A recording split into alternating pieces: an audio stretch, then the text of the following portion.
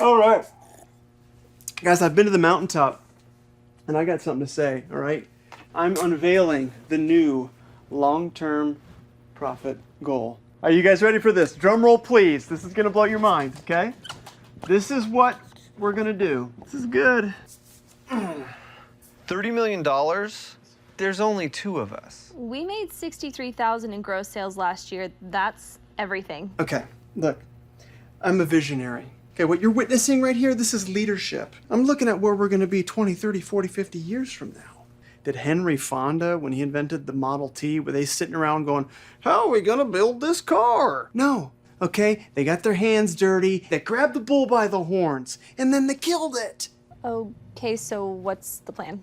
Step one, okay, we're going to maximize efficiency. Number two, write this down. Number two,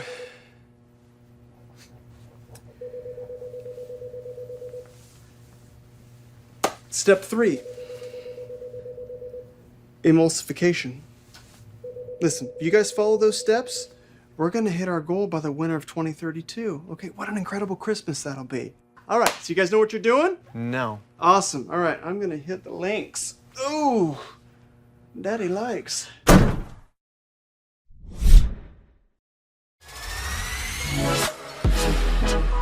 Grab the duct tape and mentally prepare yourself for yet another mind-expanding knowledge bomb from America's #1 business coach, Clay Clark.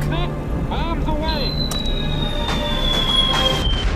Yes, and yes. Jason, it is a beautiful, beautiful Saturday morning here at 6:18 in the morning, and we just got off the phone with Morning Glory, the wonderful restaurant in Satellite Beach, Florida. That's right. And we also got off a call with Randy Antrikin with PMH OKC, two great entrepreneurs. And I am fired up to be talking about this concept. And I want you to tee off on it as soon as I unveil the topic.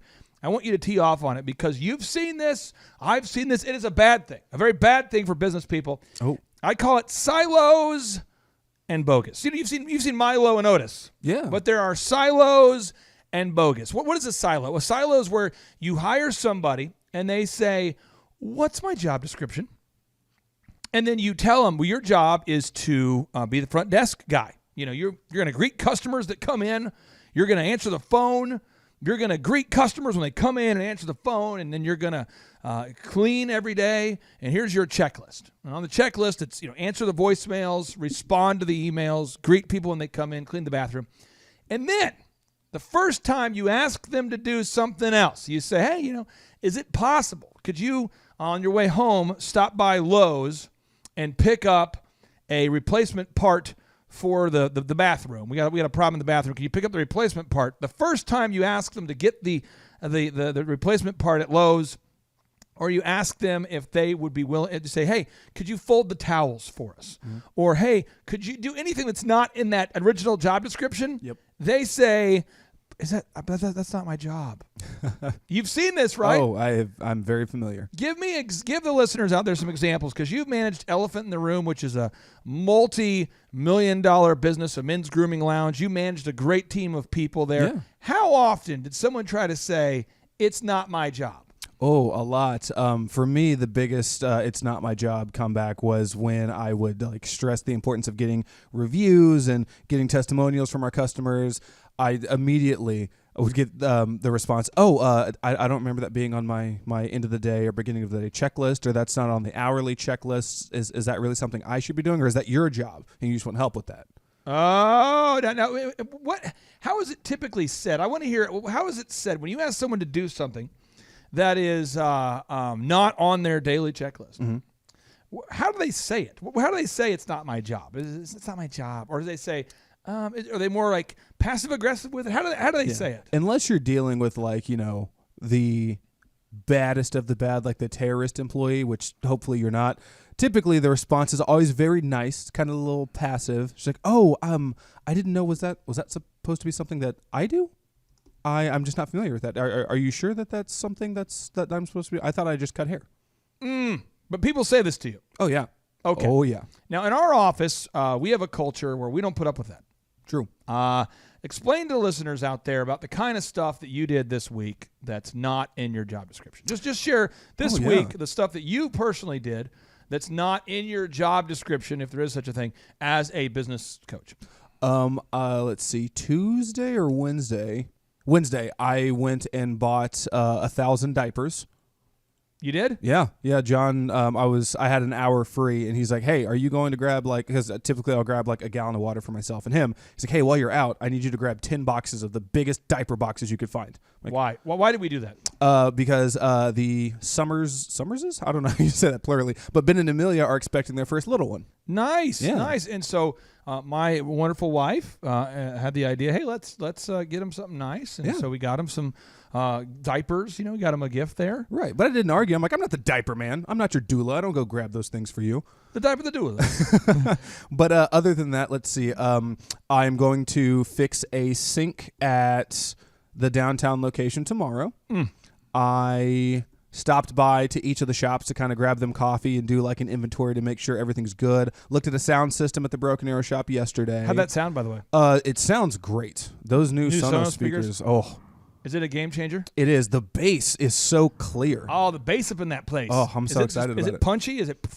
In a good way, not in a intimidating or over the top way. It's nice. It sets a really cool tone. The energy is definitely there. So I want to break it down. I want to break down this into very specific action steps so that our listeners can benefit from this on today's Knowledge Bomb edition of how to deal with that's not my job. When an employee says that's not my job, I want to give you specific moves you have to use. Okay, but first I want to read a notable quotable to all of the listeners, and I'd like for you to unpack it. Yeah. So this is the apparently a guy upstairs is moving a bowling ball. Apparently, I thought it was thunder, and I realized it was going off every 10 seconds. Yeah, the guy upstairs, and we have a big building here, about a 20,000 square foot building here, off of the Riverwalk in Jinx, America.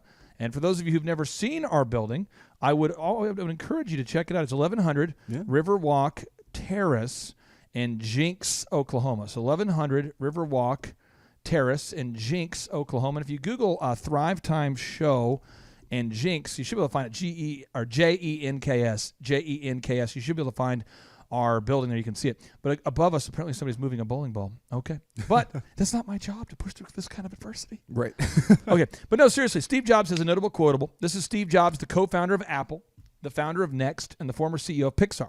He says, I noticed that the dynamic range between what an average person could accomplish and what the best person could accomplish was 50 to 100. Given that, he says, again, I noticed that the dynamic range between what an average person could accomplish and what the best person could accomplish was 50 or 100 to 1. Given that, you are well advised to go after the cream of the cream. A small team of A players can run circles around C players. So let's talk about this for a second. Going back to elephant in the room. Let's praise somebody right now who is on the team who always goes over and above. Yep. Who is that? Well, sorry, I thought we were going to say it at the same time. We're sharing a brainwave right there, but I was going to say Carly, because when you're talking about people who go above and beyond, I've never had a conversation with that employee that's ever resulted in, that's not my job. It's like, oh, cool, yeah, I'd love to help out. And then in doing so, like now she runs laps around everybody. And it's not in like a, her versus them type of, mentality. She's just really good at what she does. Like she's a really good employee. This is what Steve Jobs has to say about A players here. This is Steve Jobs. Steve Jobs be coming. Whoa, coming in hot. I didn't. Let me try again. Here we go. Which I didn't know how to explain it then, but I've thought a lot about it since. Most things in life, the dynamic range between average and the best is at most 2 to 1. Right? Like if you go to New York City and you get an average taxi cab driver versus the best taxi cab driver, you're probably going to get to your destination with the best taxi cab maybe 30% faster. In an automobile, what's the difference between an average and the best? Maybe, 20%. The best CD player and an average CD player, 20%. So 2 to 1 is a big, big dynamic range in most of life. In software, and it used to be the case in hardware too, the difference between average and the best is 50 to 1, maybe 100 to 1. Easy. Okay? Yeah. Very few things in life are like this, but what I was lucky enough to spend my life in is like this. And so I've built a lot of my success off finding these truly gifted people and not settling for B and C players, but really going for the A players. And I found something.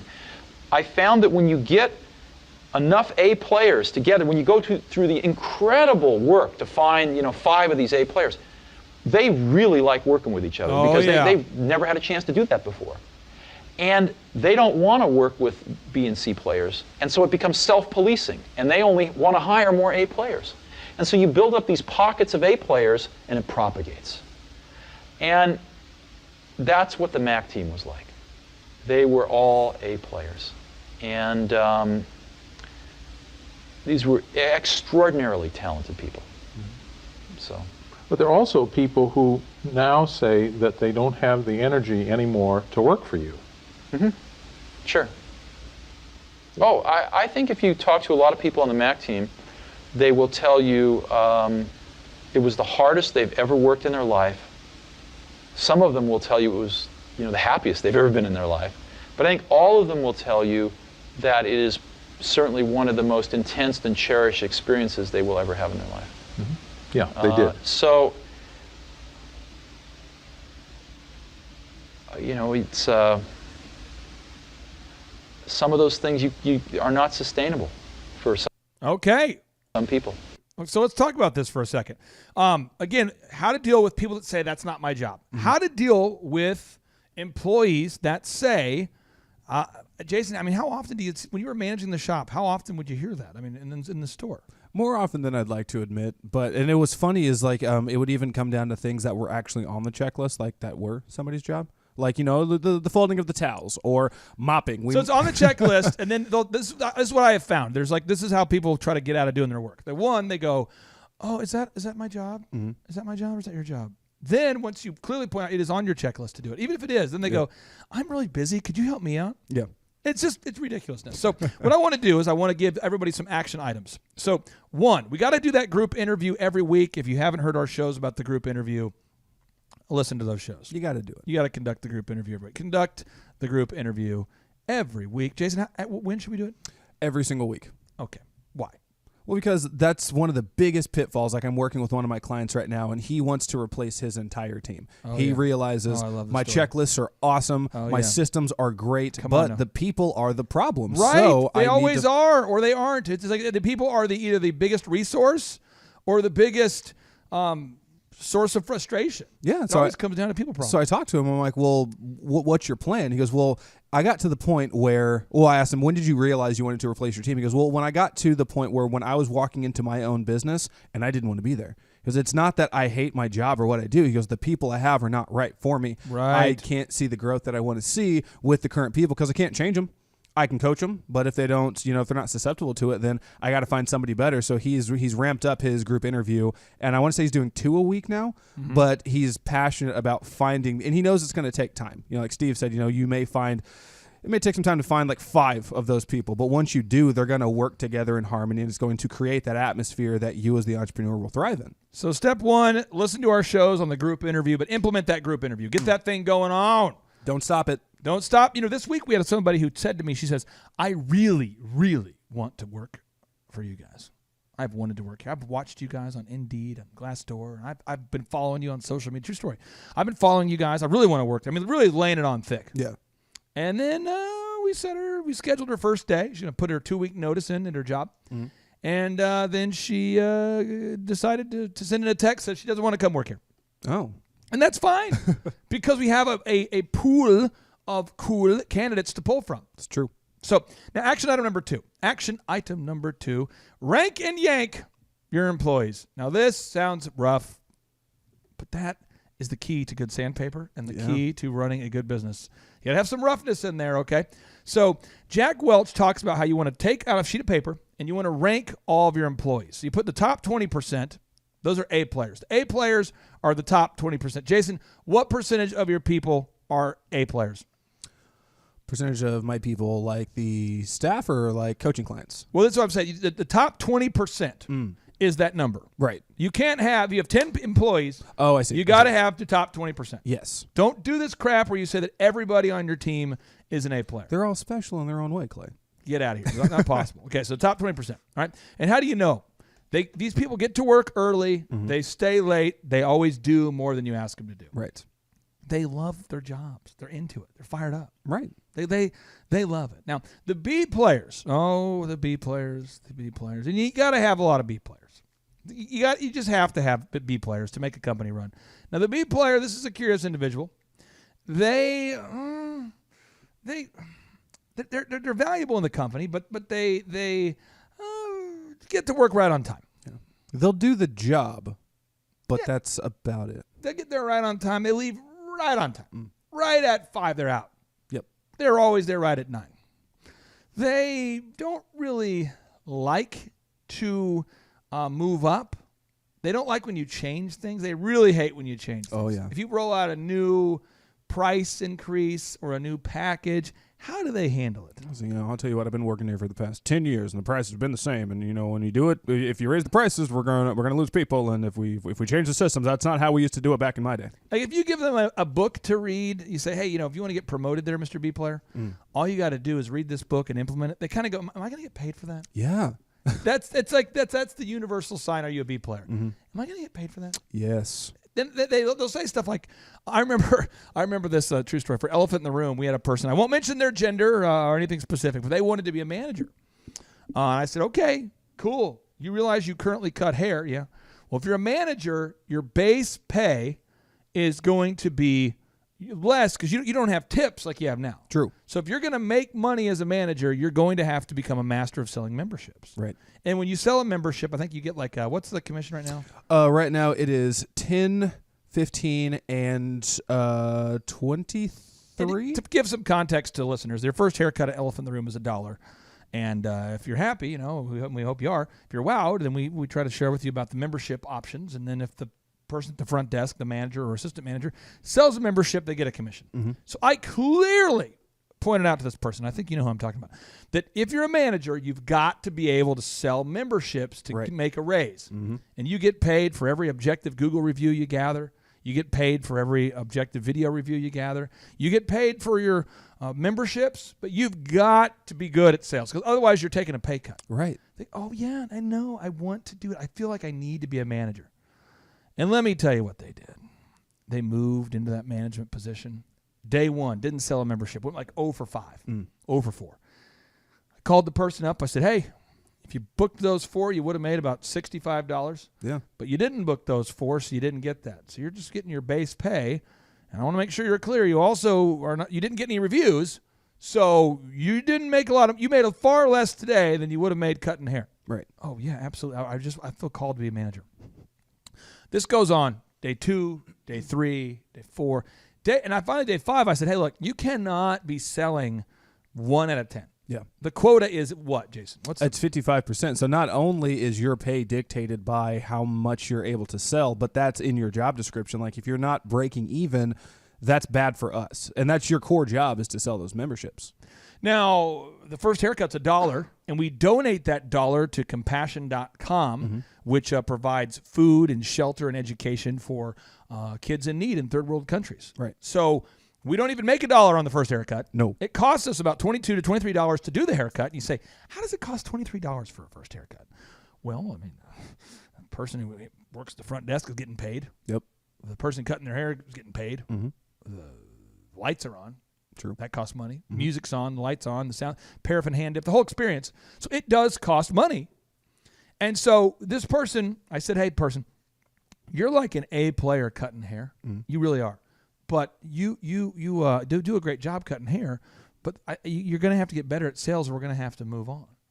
Oh, they got pissed. Yeah. And why can't people usually go back to a position after they've been promoted? Why, after someone's been promoted to the next level and they clearly can't do it at the next level, why is it almost impossible for someone to go back down to the ranking to the position they used to have? Well, it's a 2-part answer. In any good business, if you were to promote somebody out of a role and that role that they were previously in needs to have somebody in that role, you would then fill that with the next best option. So 2 people are getting a promotion. So now you can't go back to that job because somebody else who has proven themselves to be worthy of it has it. So now you have to go back to another role. And that's where answer number 2 comes in. It's like a whole, it's like a pride thing. Yes. I went up, and then I have proven that I could not do what I said that I could do. So now I come back, and it's almost like a walk of shame. You walk back in, and it's just like, oh, it's like when your friend says, oh, I can dunk, I can hit that dunk, raise the goal a little bit, and then they go, and then they miss, and then they turn around, and it's like a sulking, solemn walk back, like, oh, Right. you said you could do it, Carl, but you can't. Now, okay, so let's talk about this again. So the top 20%, do you need to motivate these people? No. You simply give them merit-based pay where they can earn more if they do more, and these homies will get to work early, they'll stay late, and they will make money. Oh, they'll find the motivation themselves. They're motivated. That's that top 20%. Yeah. Get out a piece of paper right now. If you own a company, get out a piece of paper right now. Get out a piece of paper, but I'm driving. Okay. When you get back to the office, get out a piece of paper. I like to use an app. Fine, use an app. I don't care. Here's what you need to do. Rank your 10 employees. The top 20% are the A players. A players. The middle 70%, that's the B players. Now, work with me. B players, these homeboys and homegirls, they need to be motivated, and they need to feel as if they truly belong. Right. So, Jason, those of you who listen to this show have gotten familiar with your voice, and we've talked about like the things you're doing well on the show and how to get better. It's been fun. Yeah, it's been a lot of fun. But when I give you feedback, I never have to worry that you're going to go, but why?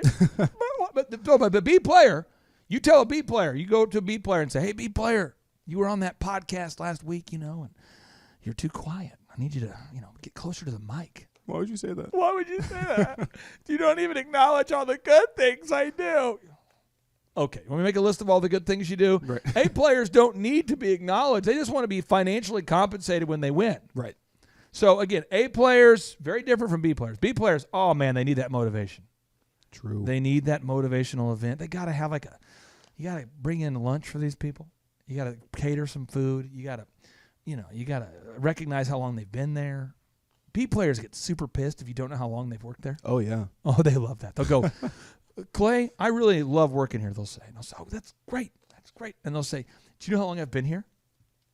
And I go, no, I don't. And they go, I've been here like 9 months. God. Wow. You didn't even acknowledge me. I go, well, the cool thing is I don't even know how long I've been here. I was about to say that. Like you have asked me a couple times over the past few weeks on the podcast, like, how long have you been here? I could not tell you. I say somewhere between 2.5 and 3 years. I no feel clue. like it's 3 years. That seems. I mean, it seems right. It's something we should say. Let's just say moving forward that we're trending 3 years. Yeah. But we don't think about it. No. Because we're A players, but B players, man, they want to, and it's like their birthday. hey, guys, this is a B. Let me get into my inner B player. This is a B player. Jason, it's my birthday today. Did you know that? Jason, you're my manager. Do you know it's my birthday today? I've had employees blow up, like not talk to me for hours. Dude, it's my birthday all day. All day, it's my birthday. Oh, it's so good. And again, I'm not saying they all talk like this, but this is just kind of how this is just me impersonating the B player. I'm gonna get channel my inner B player. Jason, did you know it's my birthday today? Oh no, I totally didn't realize. Oh my gosh! It's just how long have I worked for you? How long have you worked for me? You don't even know that. Yeah. And then they just stay in that doom loop because that's a B player. But a B player needs to be motivated. They need to feel like they truly belong. Yeah. And you don't want to lose the vast majority of your middle 70. True. You want to improve them. Yeah. All right. No, a C player now. We all know what a C player is, but somebody out there has been to too much public school. You've been watching too much NPR.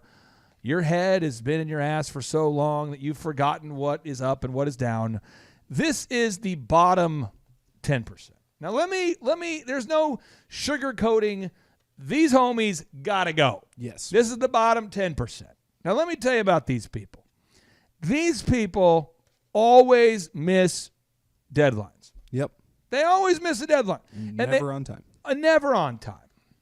And they always have a personal problem. Yeah. Every time you talk to them, it's like it's depressing building rapport with them. Yeah. Whether you ask them, how are you doing today? Or if you ask them about so the two areas where I always ran into the personal problems coming into it is just simply asking them how they are when they walk through the door, or when you have to give them constructive feedback.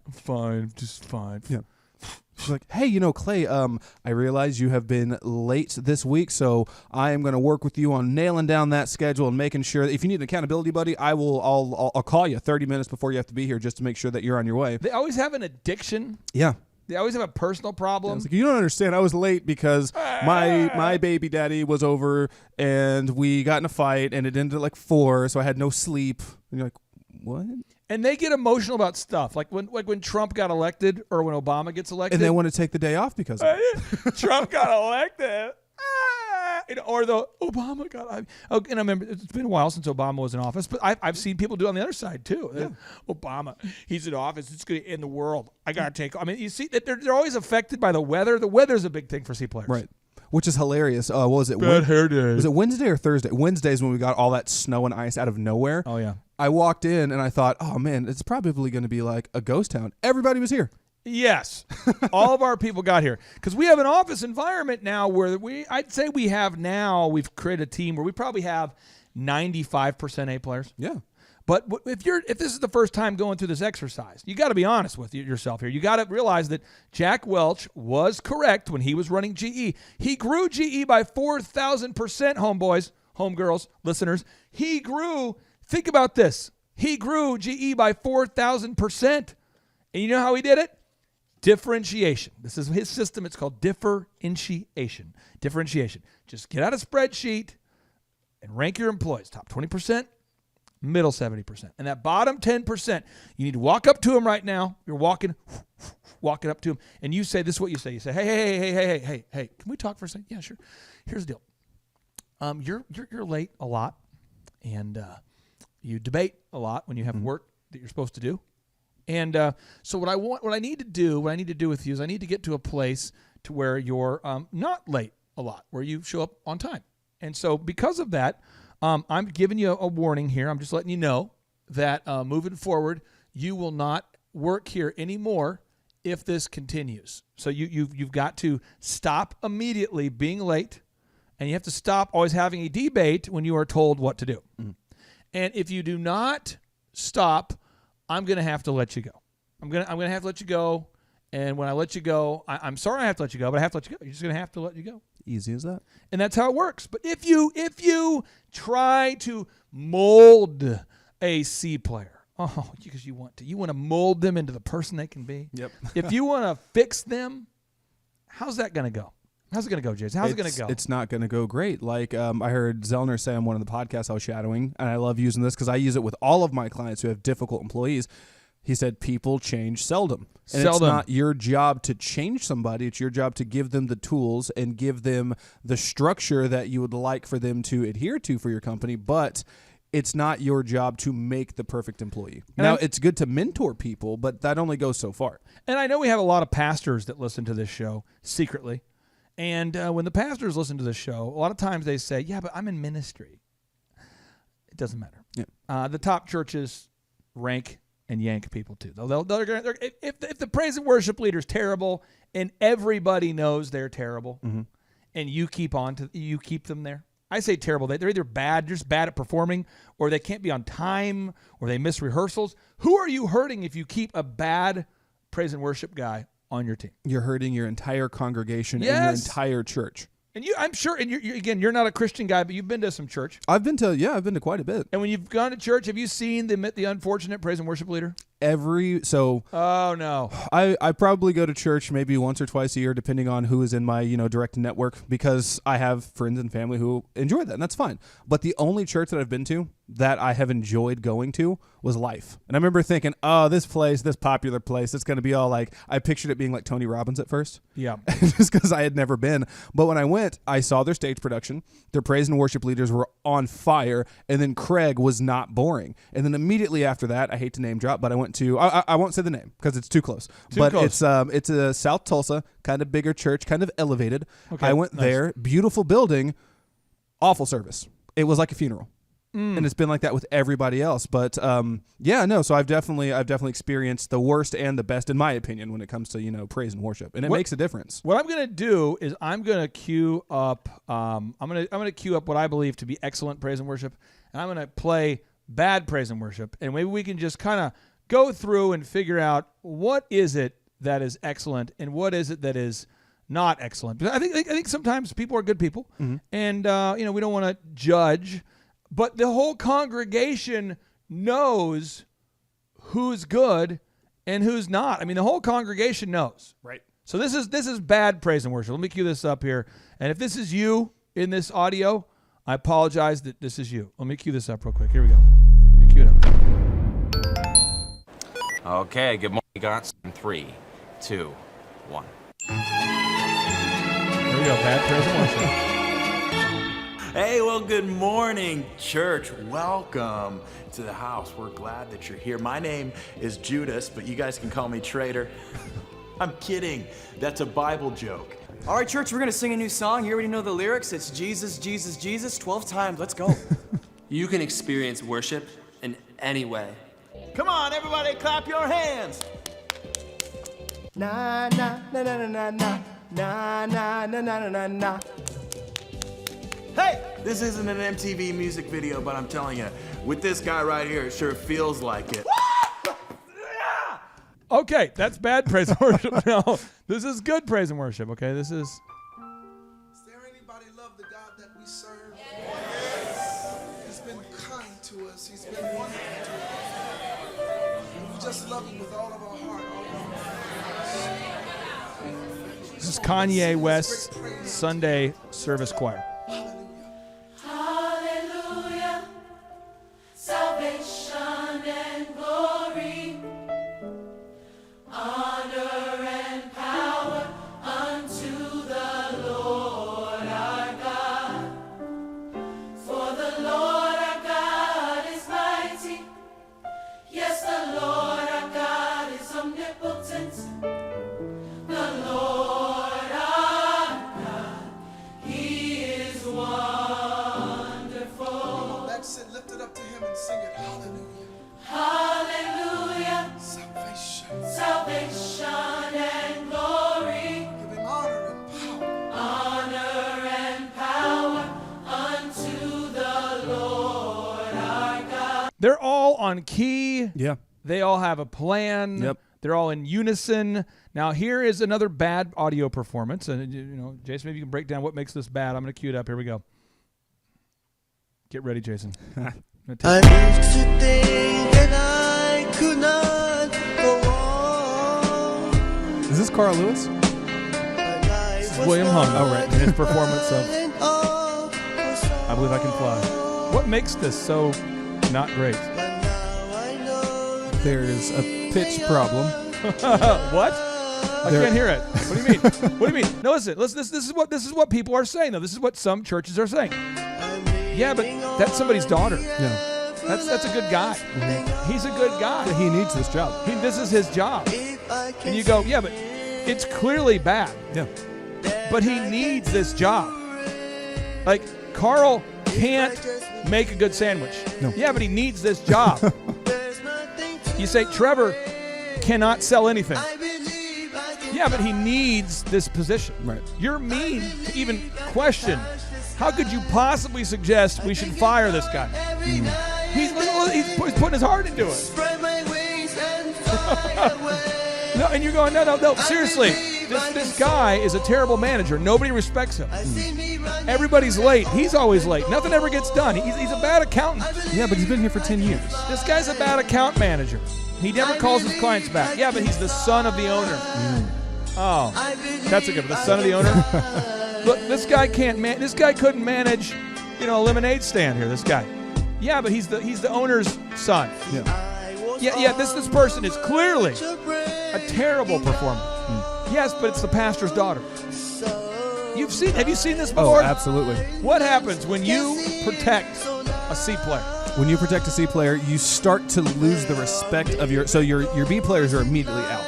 But it also starts to affect how much work your A players want to do for you, because they work with you well because you provide that environment that they want to thrive in. And it becomes a big joke. Exactly.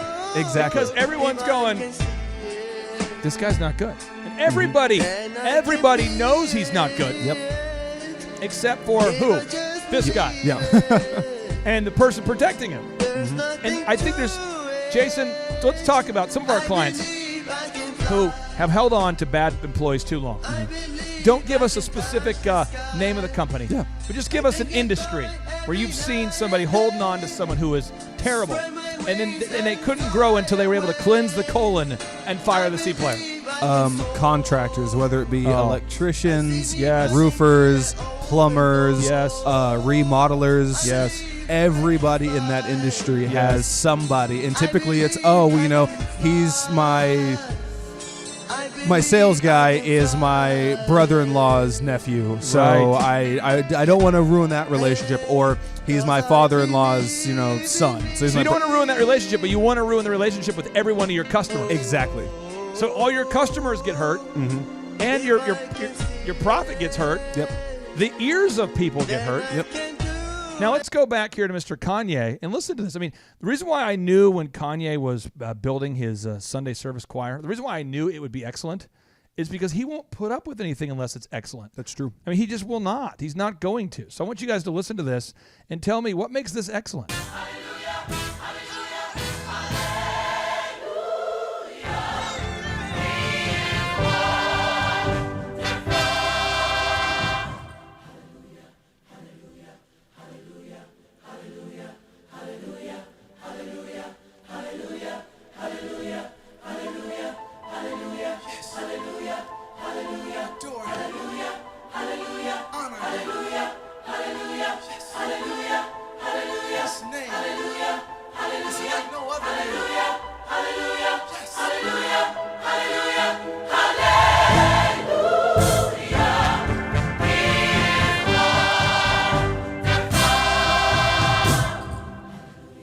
It's just a night and day difference. Yeah, they can hold a rhythm without the drummer coming in for anything other than a big percussive one hit.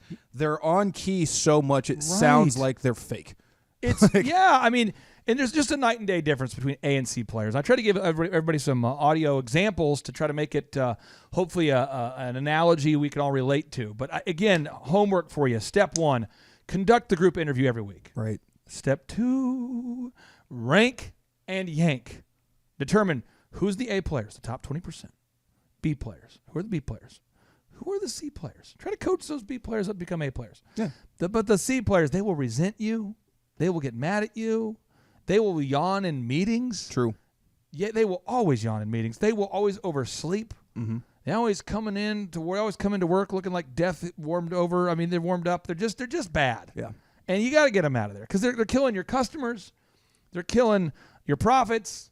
You just got to get rid of those C players. And that, my friends, is how you deal with employees that say, that's not my job. But if you're out there today and you're saying, you know what, Claytron Menendez, I need to take my life to the next level.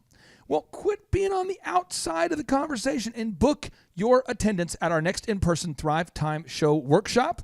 It is the world's highest rated and most reviewed business workshop. You can find out more about it today by going to thrivetimeshow.com. That's thrivetimeshow.com, and click on the conferences button. And when you click there, you can see over 1,000 video testimonials from great people who've attended the conference. And I know it will change your life. And Jason, are you prepared to end the show with a boom? Always. Because in just a moment, we're going to get on the phone with a guy here who is here's what he does. Sheetrock installation. Nice. And he wants to become a client. We might just have an opening this month. Maybe not. We'll see. But I'm excited to talk to him. Yeah, it'll be fun. So here we go. Without any further ado, 3, 2, 1, boom. Stop what you're doing and think about this for a second. What would happen if your company was suddenly able to generate exponentially more quality sales leads? That would be incredible. What would happen if your company came up at the top or near the top of the Google search engine results? Well, I would just feel overwhelmed with all that business. How many thousands of dollars in lost sales or millions of dollars in lost sales are you missing out on simply because your potential customers can't find you when they go online to search for the products and services that you offer? I refuse to think that thought because I don't want any more business. Unless you are a dirty communist that hates money, my new book, Search Engine Domination, will help you grow your business.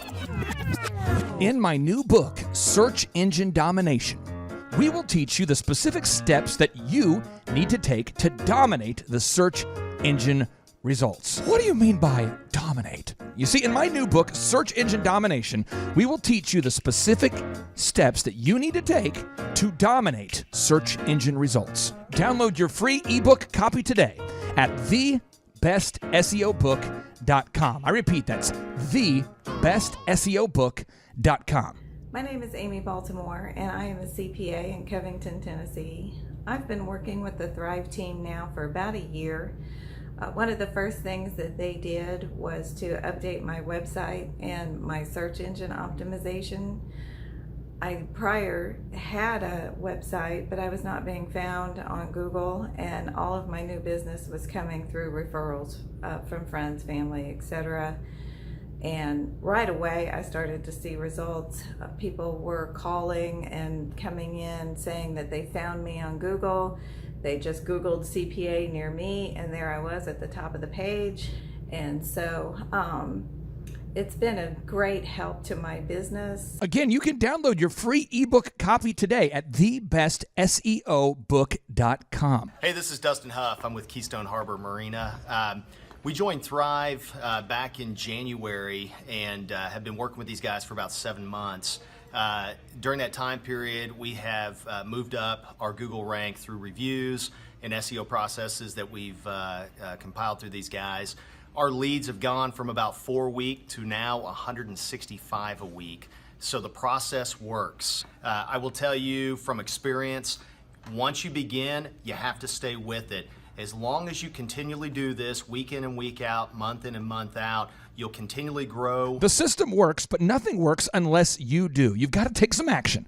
Download the ebook for free today at thebestseobook.com. Hello, my name is Daniel with Daniel's Heating and Air here in Amarillo, Texas. The way Google has affected my business, we have got a lot of calls from Google. Right now it's July, and we've had the best month ever.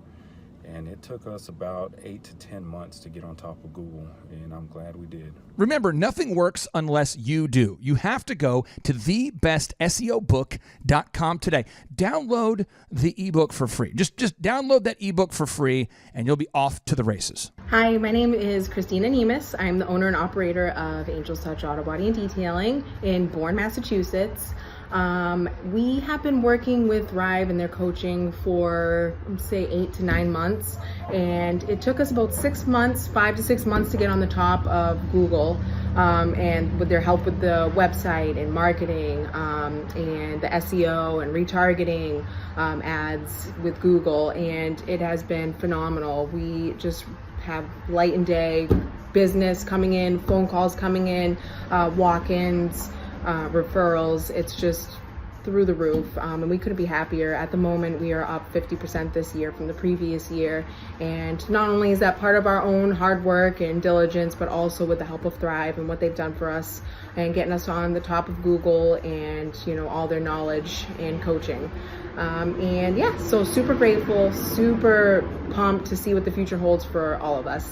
Thank you. This is your year to thrive. Success you will find. Today is your day, and now is your time. Lazy hands make for poverty, but diligent hands bring wealth. Proverbs 10:4. I'm here to tell you, you can do it if you can just motivate yourself. 12 the masses had to cut off a few, so on the daily you and I could rendezvous. A misshapen tree that I had to prune. I had to make cuts to be here daily at noon. So like a tidal wave of knowledge monsoon, I could rain on the parades of those who doubt in you. Are you the next Rockefeller or the next guru, or the next Dr. King who's changing the rules? Walls are in your way, will you run right through? Like a running back, force the one, it's up to you. I remember my days back in the dorm room, tuned to the gloom like the temple of doom, overwhelmed with the doubts that try to consume my hope for the future that I could pursue. But from the mountaintop now I can conclude that you have what it takes if you want the view to. This is your year to thrive. Success you will find. Today is your day, and now is your time. It's your year to thrive. Success you will find. fine. Today is your day, and now is your time. This moment is profound, cause you're above the ground. Your road might have been rough, but what you got now is now. We're here to pick you up and to even show you how. But you gotta be resourceful with that old plow. Started from the bottom, but I worked my way up. Cause by 4 a.m. I've always been prayed up. Rise and grind, now's your time, don't dare let up. You gotta get it, don't quit it till your seeds grow up. This is your year to thrive. Come on. Success you will find. Yes. Today is your day. Somebody say. And now is your time. It's your time. It's your year to thrive. Come on. Success you will find. Today is your day, and now is your time. It's your time. We all have a wish and we all want to win, but we cannot begin without self-discipline. If you fall on your face, get yourself up again. Attach yourself to goals, not fail with the friends. When the storms get rough and they scatter and leave, you only be there with yourself and what you believe. We believe in you, but not as much as God does. If you're going through hell, He's got nothing but love. Apply what you learn, increase what you earn, and in due time you have money to burn. Apply what you've learned, increase what you've earned, and in due time you got money to burn. Sing it. Apply what you've learned, increase what you've earned, in due time you got money to burn. Sing it. Apply what you've learned, Sing it. increase what you've earned, Yes. in due time you got money to With this miracle, I look to shout down the doubters. Kill the weeds that be killing your dream flowers. Empower you to devour all the obstacles that make your sweet dreams sour. As for me, I used to stutter, but now I'm on the microphone smooth like butter. If I can do it, I know you can too, but you must stick to it like postage do. And while Merton's on the chorus, singing what he sings, I encourage you to dream big dreams. Today is your day. Today's your day. And now is your time. It's your time. This is your year to thrive. Sing it. Success you will find. Today is your day. It's your day. And now is your time. It's your time. Today is your day. Come on. And now is your time. Sing it, Martin. Today is your day. Now is your time. Hello, my name is Mike Gonzalez, and I'm the plant manager of the Ash Grove Midlothian Cement Plant, located approximately 30 miles south of the Dallas-Fort Worth Metroplex. As the leader of the plant, I'm very honored to be over 110 employees who make quality cement products for the Dallas-Fort Worth building materials market. Let me stage where we were in 2017. In 2017, we had a pretty good year, but it wasn't great, and we needed a chance to do even better on a P&L and requirements for production that were more ambitious than 2017 going into 2018.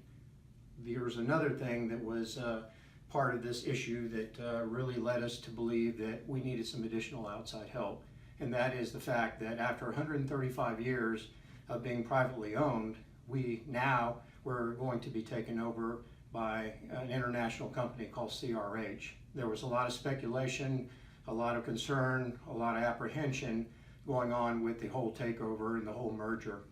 And then in April of 2018, we also had another issue where, because of that uncertainty, our workforce became part of a union organizing drive with the International Brotherhood of Boilermakers, which led them to believe that an outside party could do better to manage them than we could. So setting that scene into 2018, let's face it, it's all about the people that make the difference in your organization. So I thought the best way to have our management group represent our people and also be able to make the quality products and also the profitability that we needed for our organization, that was the best step forward.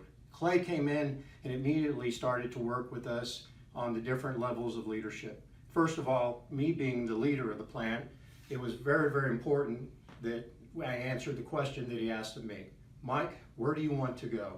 And immediately, I knew in my head where we wanted to go, but that wasn't translated down to either the managers or the employees that worked for those managers.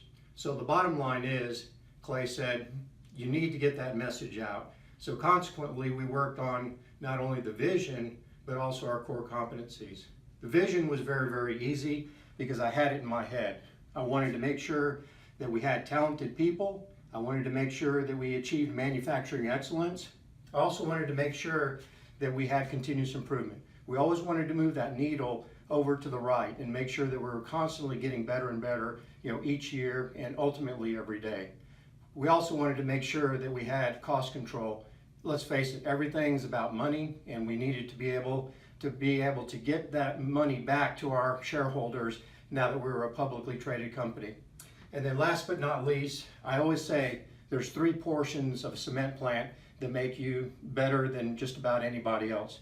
That is safety, environmental compliance, and quality control. But I also added a 4th development or a 4th dimension into that, and that is to take care of our customers and make sure that we achieve customer satisfaction.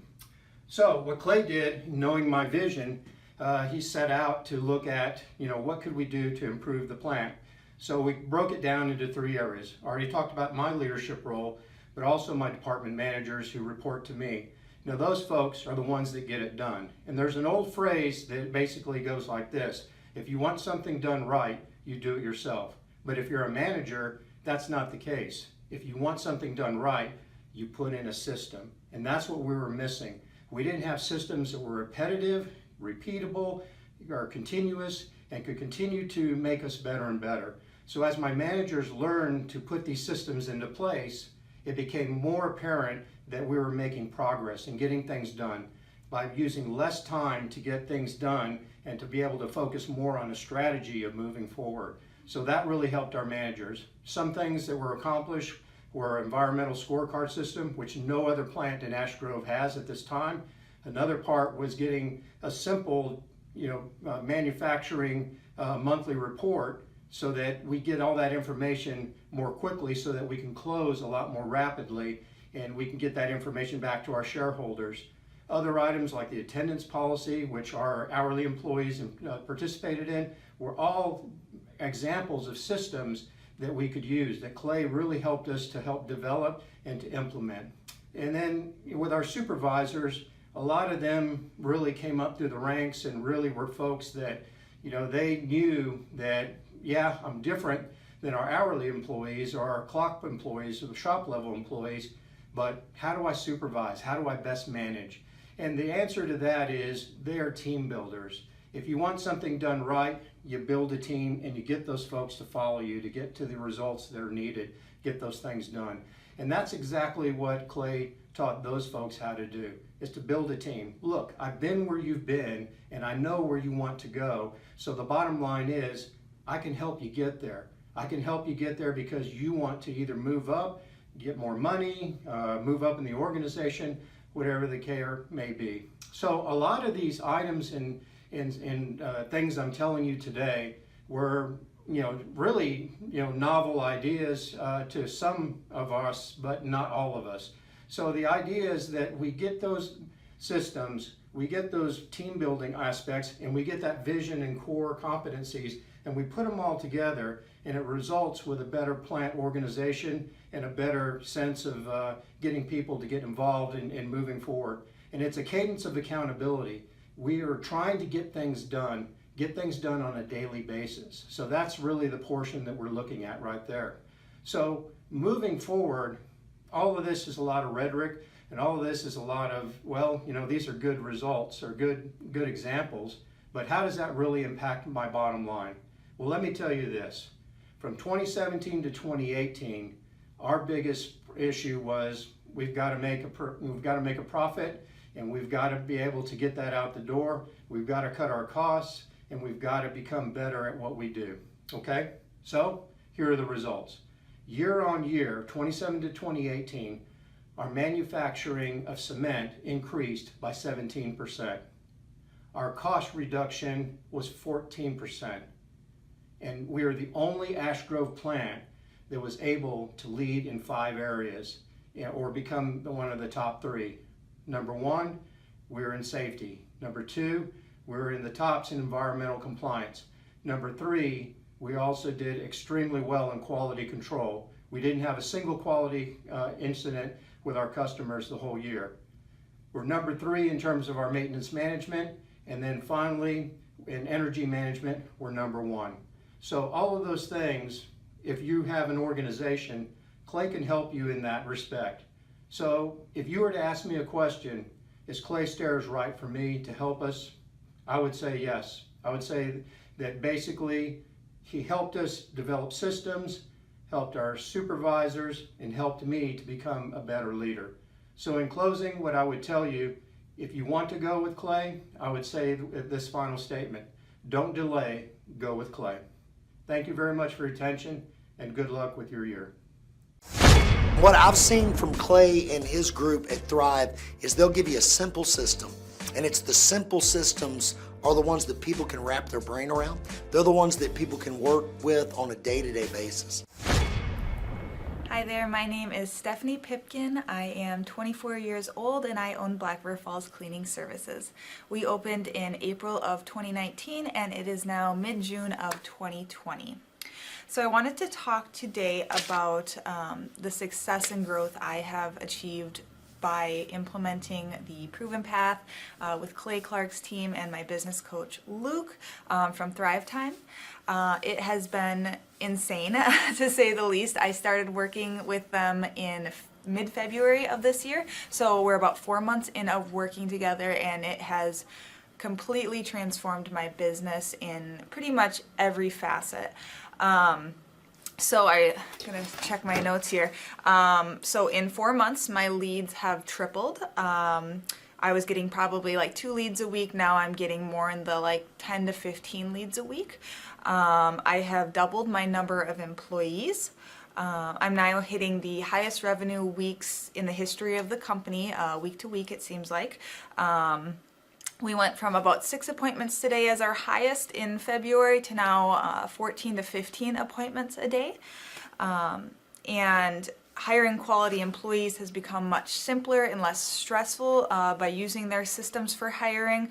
I typically only get maybe 2 complaints a month, if that, and everybody shows up to work. I just have really high quality employees now, especially in something people typically consider a high turnover type of work, you know, cleaning houses, cleaning businesses.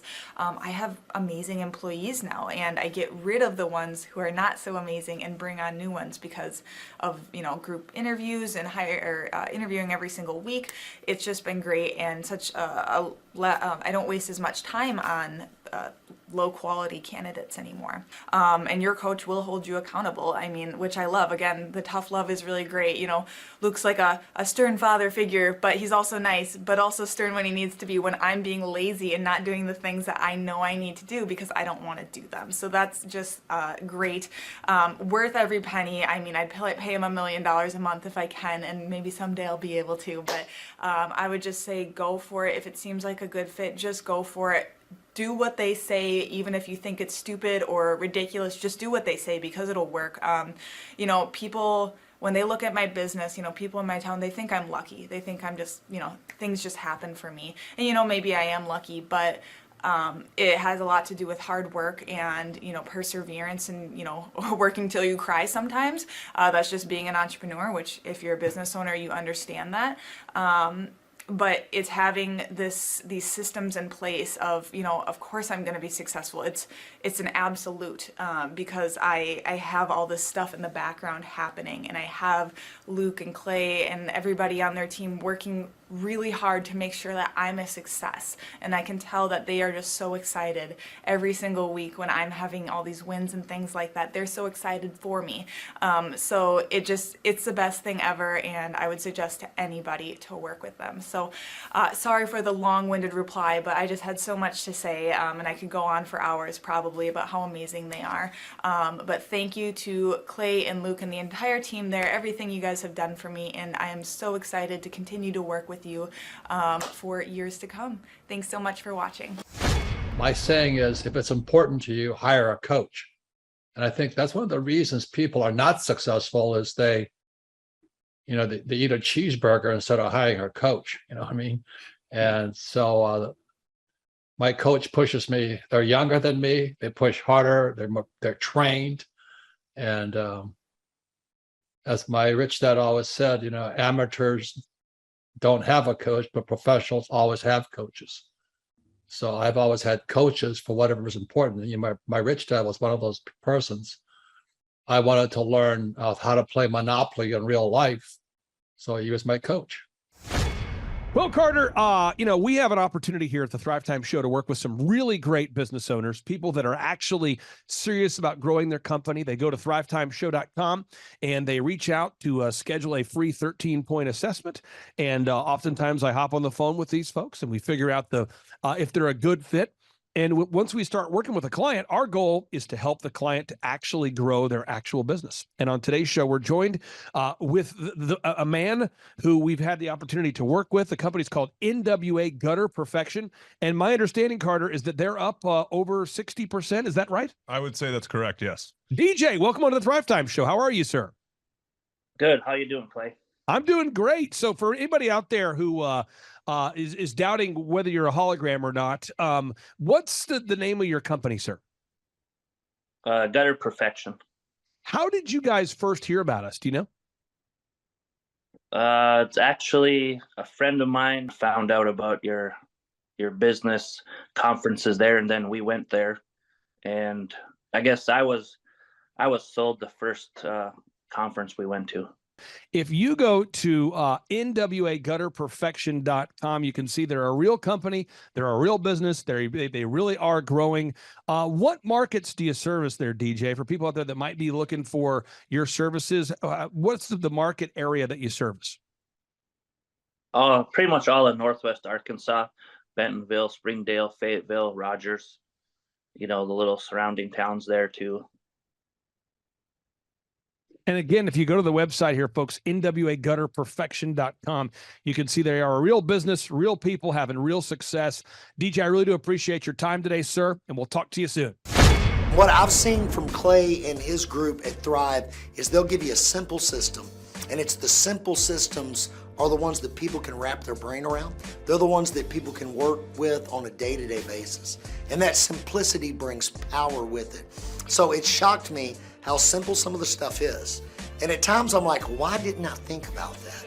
Workflow creation, systematic marketing, and coaching has helped our church so much. The workflow creation is what it really is they're gonna look and see every moving part of your church, of your ministry, what needs to be done. And it's gonna go up on a massive board. And so now what it does is it takes what needs to be done out of your heart and out of your head. Really takes the pressure, the stress off your shoulders, and it puts it on the board where your entire team, your ministry can see exactly what you want them to do every day. And so they know this is the playbook, this is what we're doing. And then there's laser sharp accountability with a meeting afterwards, did it get done or not? Clay, you're an entrepreneur, I'm an entrepreneur. And as they say in Stoic, the obstacle is the way. I think YouTube is a tremendous educational platform for good and bad. So you've got to really again choose your teachers wisely, as anything else. So the best lesson that sits in the back here, and I think you do it and Dr. Z does it. Once you learn something, if you really want to learn it, you got to teach it. I think it's life-changing for me and how I approach business. Could you explain Octa, non-verba, what it means and how our listeners can apply it? Clay, you gave me goosebumps, man. I'm glad it hit you as hard as it did. Octa non-verba is the motto of the U.S. Merchant Marine Academy at Kings Point, New York. I had appointments in Naval Academy and Kings Point, Merchant Marine Academy. And Merchant Marine Academy's motto was Octa non-verba. In other words, don't listen to what a person says. Watch what they do.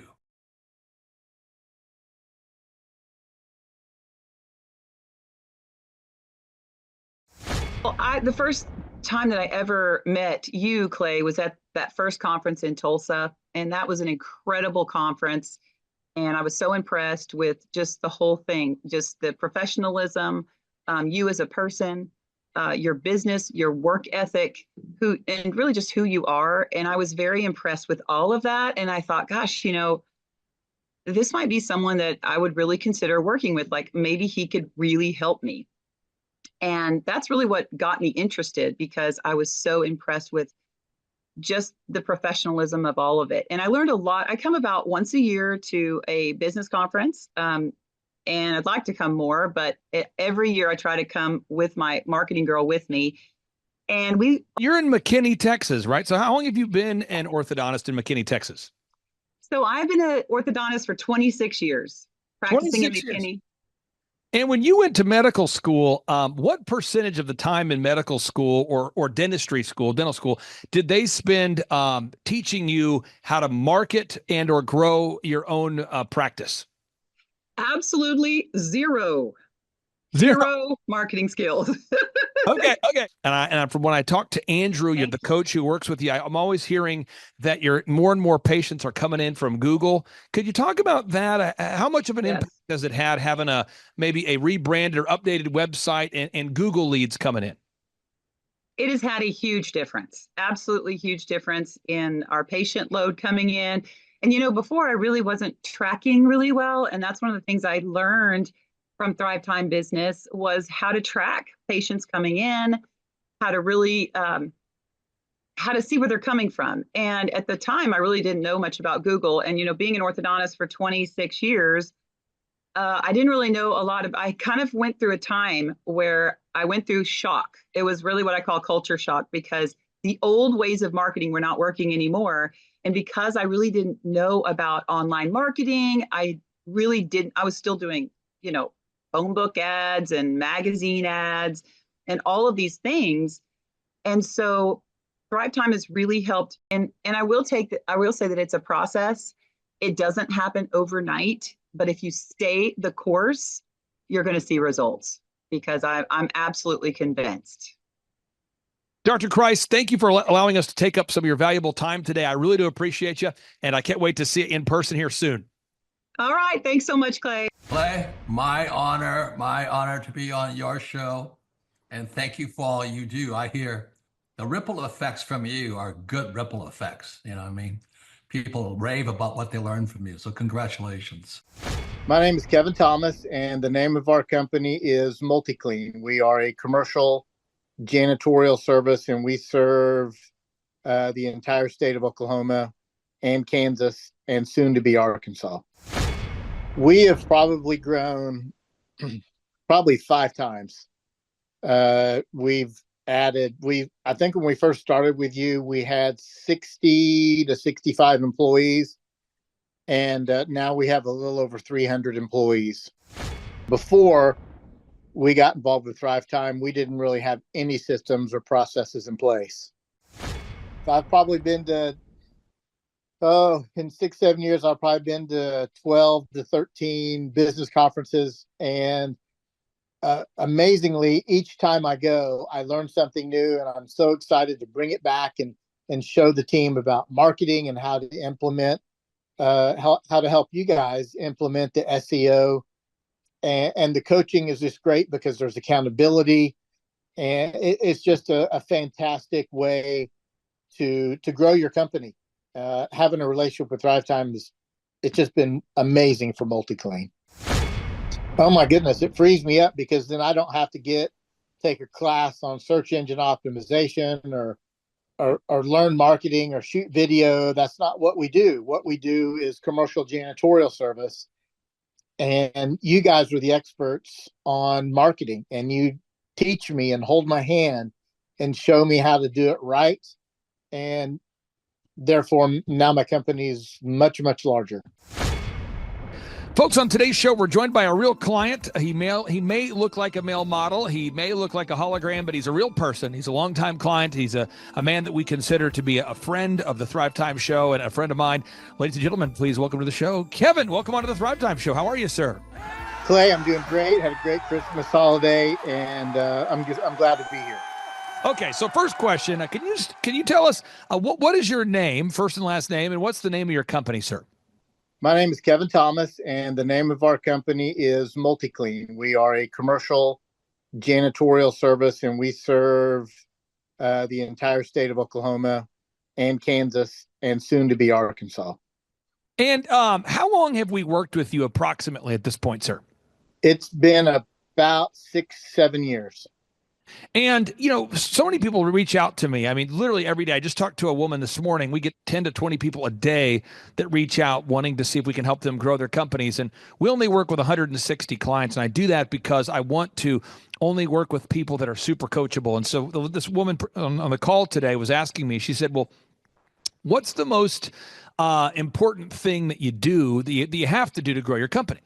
And I was telling her, I said, that's kind of like asking a skilled chef, what's the most important ingredient to make great cookies? Is it flour? Is it eggs? Is it butter? It's like asking a home builder, what's the most important component to building a house? Is it the footings? Is it the frame? Is it the concrete?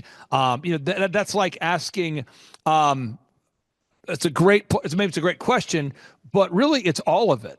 And so I really wanted to talk to you today about all of it, implementing all of it, growing multi-clean, how we've been able to do it. So first off, could you share what it's like to have a coach that works with you every week who's committed to helping you improve your business by 1 or 2% every week?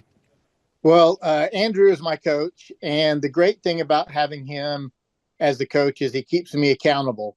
Because sometimes when you're the owner, there's no one to be accountable to. And he keeps me on track. He keeps me tracking sales, tracking wins. If we have a loss, he helps me figure out what happened. He just keeps me being consistent with our processes, with our systems, which before we got involved with Thrivetime, we didn't really have any systems or processes in place. And in terms of growth over these past 6 or 7 years, I'm not looking for you to share the actual sales totals because you're a larger company at this point. But could you share how much growth have you had over the past 6 or 7 years? We have probably grown probably 5 times. We've added. I think when we first started with you, we had 60 to 65 employees, and now we have a little over 300 employees. So just to be clear, I'm making sure I'm taking notes here. You've grown 5 times, and you've grown from how many employees to how many employees? About 60, 65 to well over 300 in that time frame. So let's unpack all the specific aspects of business growth. And I'm going to pull up a document so our listeners can see. What's your website we can go to right now to look at while I'm pulling up this source document? What's your web address, sir? The website is MultiClean, just like it sounds, multicleanok.com. Multicleanok.com. Okay, Yes. I'm going to pull this up. And as I pulled up this source document, many people say, Clay, why do you pull up these documents? Well, contrary to popular belief, most successful people that I know use workflows, they use documents, they use checklists. We don't typically memorize things. And a lot of times people say, what? I say, yeah, as a business owner, like I'm not going to try to impress you with my memory, but I am going to teach you proven systems. And so when somebody goes to implement these business systems as a coach, we're going to guide you through all of these processes. But it is, there's a lot there to it. There's a lot of steps. It's step 1, it's step 2, it's step 3, it's step 807. It's a lot of steps here. And so as we're going through this, I don't want anyone to feel overwhelmed, but I just want people to understand it's implementing all of these systems simultaneously that produces the success. So first off, establishing your goals. I'm not trying to have you hop on today's show and share what your goals are necessarily, but let's start with step 1. Why is it important for everybody out there to figure out clearly what your goals are? Well, Clay, it's important to have goals. Otherwise, you wouldn't really know. You wouldn't know where you're going. You wouldn't know if you reached a certain level of success unless you have a goal that you're going for. And plus, those goals, for me anyway, they keep me motivated to grow my company, to grow my employees, to better my employees, and also to make my family stronger and better as well. So we have those goals. That's step 1. We got to have those goals. Goals for our faith, our family, our finances, our fitness, our friendship, our fun. And some of us are better in certain areas. Some of us need help in other areas, but we got to have our goals. Second, we got to determine our break-even point. And I think that's something that a lot of business owners don't know. So I'm just going to be very clear with our listeners and kind of bare my soul. But, when we work with a client like you, we charge you $1,700 a month and we make a 20% margin. So we make $340 a month per client. I know what my costs are. Kevin, you know what you pay me. It's very clear, my profit margin. Most business owners, though, when we start working with them, they don't know their break-even point. Could you share why it's important for you as an owner of a company now with 300 employees to know your break-even point? Well, it's really important because you don't know if you're making money. And you need to know what your margins are going to be. You need to know what your cost is so that way you can take your profit and then turn that around and pay your overhead, pay your employees, and most of all, most importantly, is to pay yourself. And because if you're not paying yourself and if you're not making an income, then the business is pretty much dead. And again, I'm taking notes here. If it sounds like I'm typing a novel, I'm not. I'm just taking notes so everyone can really dial into this. So now, box 3, you have to know how many hours a week you're willing to work. Now, one thing about you, bragging on you, is you're willing to do whatever you need to do, but you're also super committed to your family. So again, I repeat, you're very willing to do whatever you need to do, but you're also committed to your family. So we're recording this testimonial today on a Saturday, and virtually every entrepreneur I've ever met in my life, and I don't say virtually, every entrepreneur I've ever interviewed in my life on this show, we've interviewed billionaires, multimillionaires, all of them are no stranger to working on Saturdays. Can you talk about that, about just being realistic with yourself and your family, about how many hours per week you're actually willing to work? Well, as the owner, you have to be willing to work whatever it takes. Whether it's 8 hours or 15 hours a day. Since we've been in business for 31 years, we have a fantastic team right now. And so my hours have cut down. So I'm actually able to spend more time with my family because I have such a fantastic team and we have fantastic processes. But as a new owner, you just have to do whatever you have to do to get it done. And eventually it will get easier. Not much easier, but it will get easier. Now we move on to this next box. You have to know your unique value proposition. Now, as a coaching platform, what we try to do is work with wonderful clients like you to help you stand out in the clutter of commerce. And one of the things that I found out about your business very quickly is you had a long history of running your business. I mean, you weren't a startup. You had a long history of success. And so I was telling Andrew, hey, we need to document all of Kevin's testimonials. We need to gather them in one place. We need to start getting Google reviews, objective Google reviews from real clients. We need to do that because, and I'm not, this is not a backhanded compliment. You had a very good business, but you guys had not documented your client successes over the years. You didn't have video proof that you guys did a good job. You didn't have documented testimonials. You did not have objective Google reviews that matched the quality you provided. Can you talk about the importance of documenting your actual client testimonials and gathering those objective reviews? Absolutely.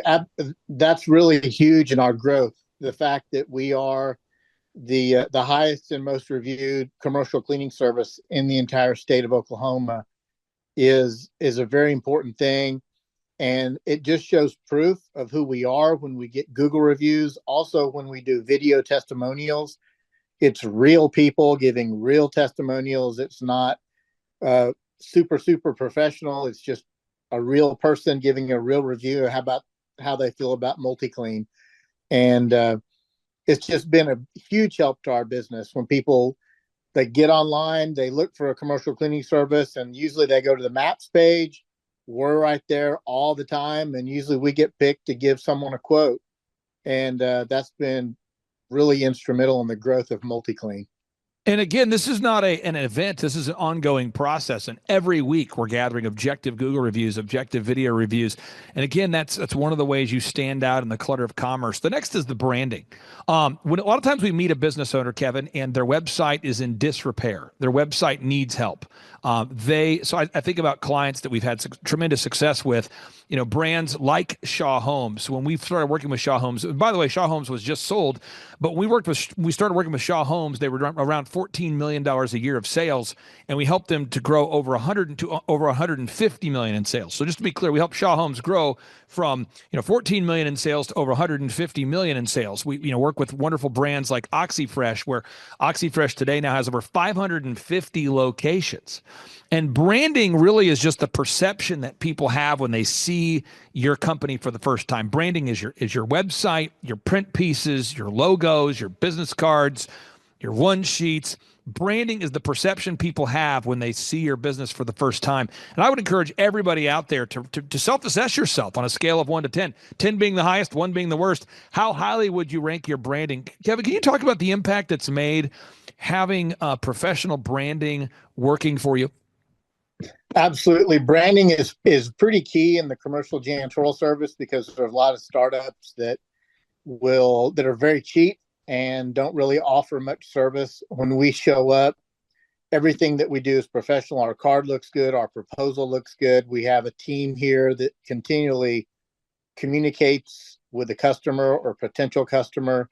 And so having that brand that this is a professional company, we have a lot of respect out there amongst our competitors and amongst our clients as well, because we have that, the quality name goes with MultiClean, and that's very important in this industry. Now, again, there's somebody out there who needs to hear this. We've been working together for years, and every week, you're growing by, every week we're improving the company, in my opinion, by 1 or 2%. So at the end of the year, you say, what did we do? Well, we made the company 50% better. Every week we're improving the company by 1 or 2%. Well, what are we talking about? At the end of the year, you've grown the company. At the end of the 5 years, you've grown the company. At the end of the 6 years, you look back and go, wow, we're 5 times larger. What do you say to somebody out there that's looking to get rich quick, somebody who's looking for the one thing that will turn their business around and make them rich tomorrow? What would you say? I would say give it up on that idea, because there's no such thing as it's more like get rich slowly. That's the only way to be successful is take your time, do it right, be patient, be a man or a woman of integrity, and make good decisions for your company, and just do it right. Now, step 4, I'm going through this methodically, folks. Step number 4, you define your unique value proposition. Got it. Okay. Step 5, you improve your branding. Step 6, you have to come up with a 3-legged marketing stool. And with your business, we have clearly defined a 3-legged marketing stool. What does that mean? A stool with 3 legs is stable. A stool with 1 leg is going to fall over. It's probably not even a stool. It's more, at that point, it's sort of a monopod. But you have to have a 3-legged marketing stool. So for your company, we have 3 things that we do, and there's some other things we do too. But one is we really, really focus on search engine optimization by gathering the most objective reviews, writing original content, gathering video testimonials. Second, Dream 100. That's where you reach out to your ideal and likely buyers consistently. You reach out to your ideal and likely buyers. And third, you're wowing your customers to the point that you're generating word of mouth. The word of mouth is becoming, you're intentional about wowing your customers, thus it creates word of mouth.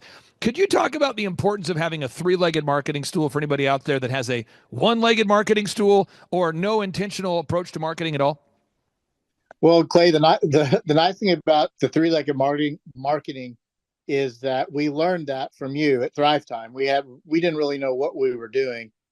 And so when we joined up with Thrivetime, we started doing the SEO. We got our website in order, got it all cleaned up so that when people search for commercial janitorial services, they find us. Also, when they do find us, we're top in Google reviews. And then also with the Dream 100, we have a database in our Excel and HubSpot that we're continually going to and making cold calls. And the important thing about all that is that you can't just rely on one. Maybe one day one's doing well, the next day, next month, another one's doing well. So it's circular. At one point, one of them is always going to be doing well to help your company grow. Now, once leads come in, you have to actually sell something. And this just in, if we don't sell, our business will go to hell. You know that. Most of our listeners know that too. But I think there's a lot of entrepreneurs out there that have a bias. They think, if I have a great idea, it'll sell itself. If I build it, they will come. And they think that because they've watched Field of Dreams. They think that because they've watched too many Ty Lopez videos. They think that because they've watched Get Rich Quick videos about ClickFunnels and various other online, I call it scamockery, but it's where someone's trying to get rich quick. And I would just tell you that if you build it, they won't come. And a product is so good, it still won't sell itself. You have to get out there and work it. And so to do that, you have sales scripts, you have recorded calls for quality control, you have one-sheets, you have pre-written emails, you have lead trackers, you have all of those things in place. Could you talk about the importance of having intentionally scripted calls and intentionally recorded calls and just being intentional about every aspect of your sales process? Absolutely. We're intentional with all that, with our sales scripts. We have 2 ladies that are inside sales, and they're continually calling. They have a fantastic script that they use. The one sheet that we use, we give it, and it compares us to other services. And actually, that was designed by you guys at Thrivetime, which has been very helpful. And then our lead tracker, which Andrew and I go over each week, we kind of look, because I don't see all of the leads that come in, but we go over the lead tracker and I'm able to see from beginning to end when the lead came in, where it is it in the bid process right now, and did we get it or do we not get it? And if we didn't get it, that goes into another file for a follow-up call in 3 to 5 months. And if you don't have all those in some kind of a process, you're just going to lose all those potential leads.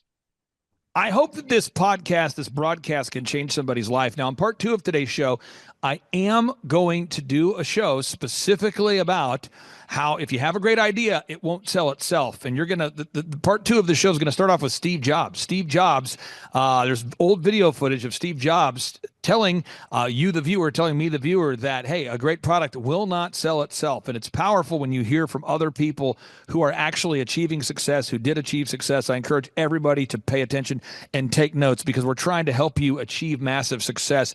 Step number 8. You have to know how much money it costs you to acquire a new customer. You have to determine your sustainable acquisition costs. So just today, I talked to a wonderful lady today. I'm going to talk to a wonderful young man. I say a young man, a guy in his late 30s. I'm going to talk to a man in his late 30s today. I talked to a woman this morning who's super successful. And I know that whether they buy a ticket to a conference or not, or whether they become a client or not, Kevin, I know that our marketing costs to promote our conferences hover around $12,000 a month. What? Yeah. So I spend about $12,000 every month to market our business conferences. Why am I telling you that? Well, folks, do the math. If we have a conference every 2 months, so every 60 days, right? And we're spending $24,000 to promote a conference, and we're doing a conference every 60 days approximately, how much money does it cost me for every person who's in attendance? So let's just kind of do some math for a second. I want to give people some real examples.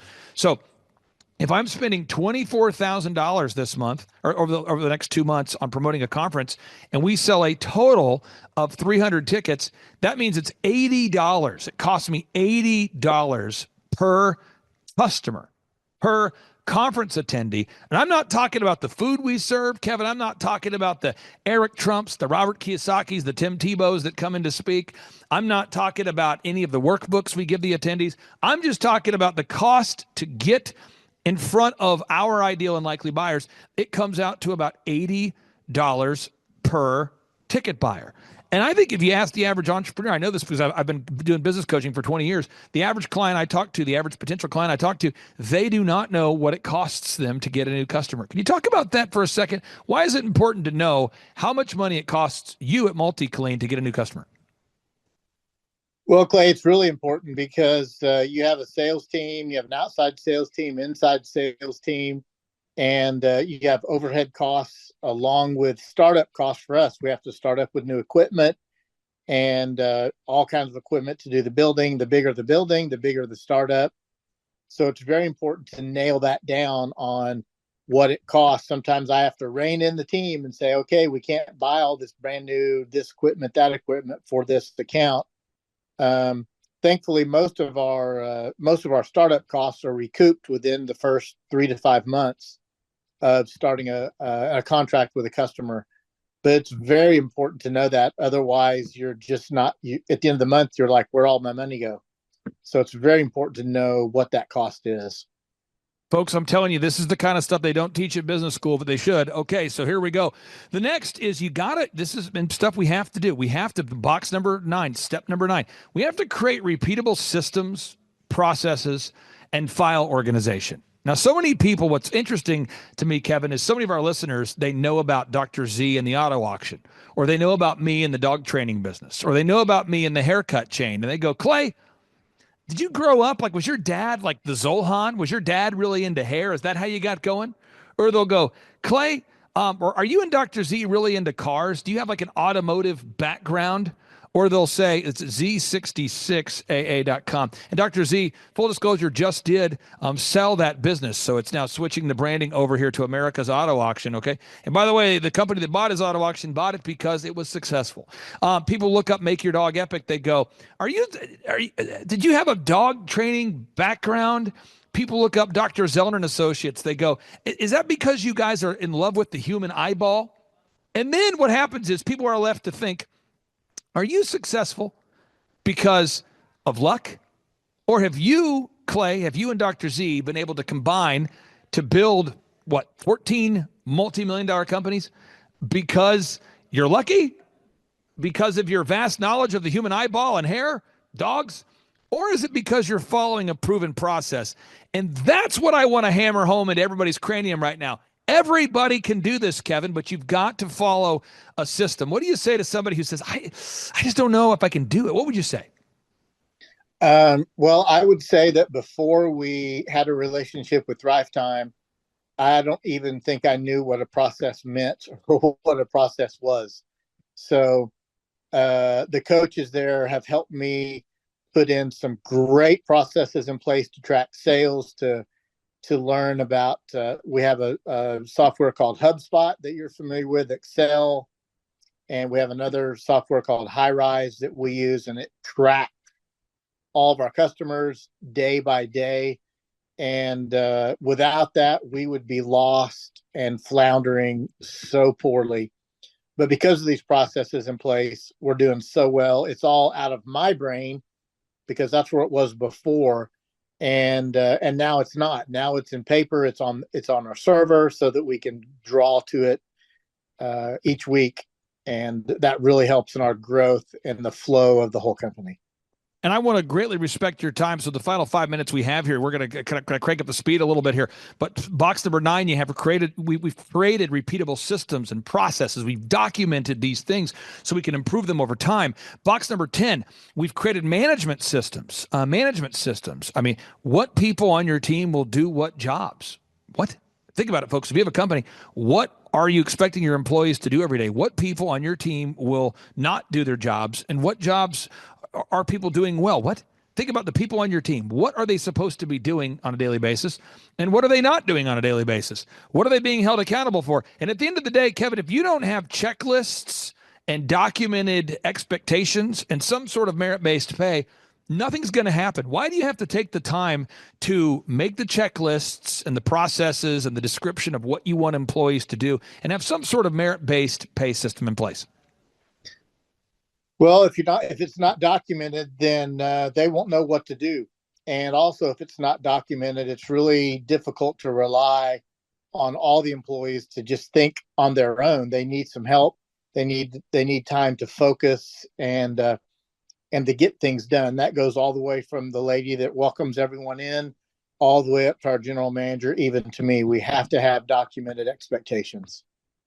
This is so powerful, folks. I'm hoping you're learning something. I'm telling you, folks, this is the boring stuff that will make you rich. You see, when the average person gets bored, the great clients, they board down. What am I saying? When the average person gets bored, the most successful people, they board down. You see a skilled athlete, you see a successful entrepreneur, they have focused on mastering these systems. They have focused on mastering their craft.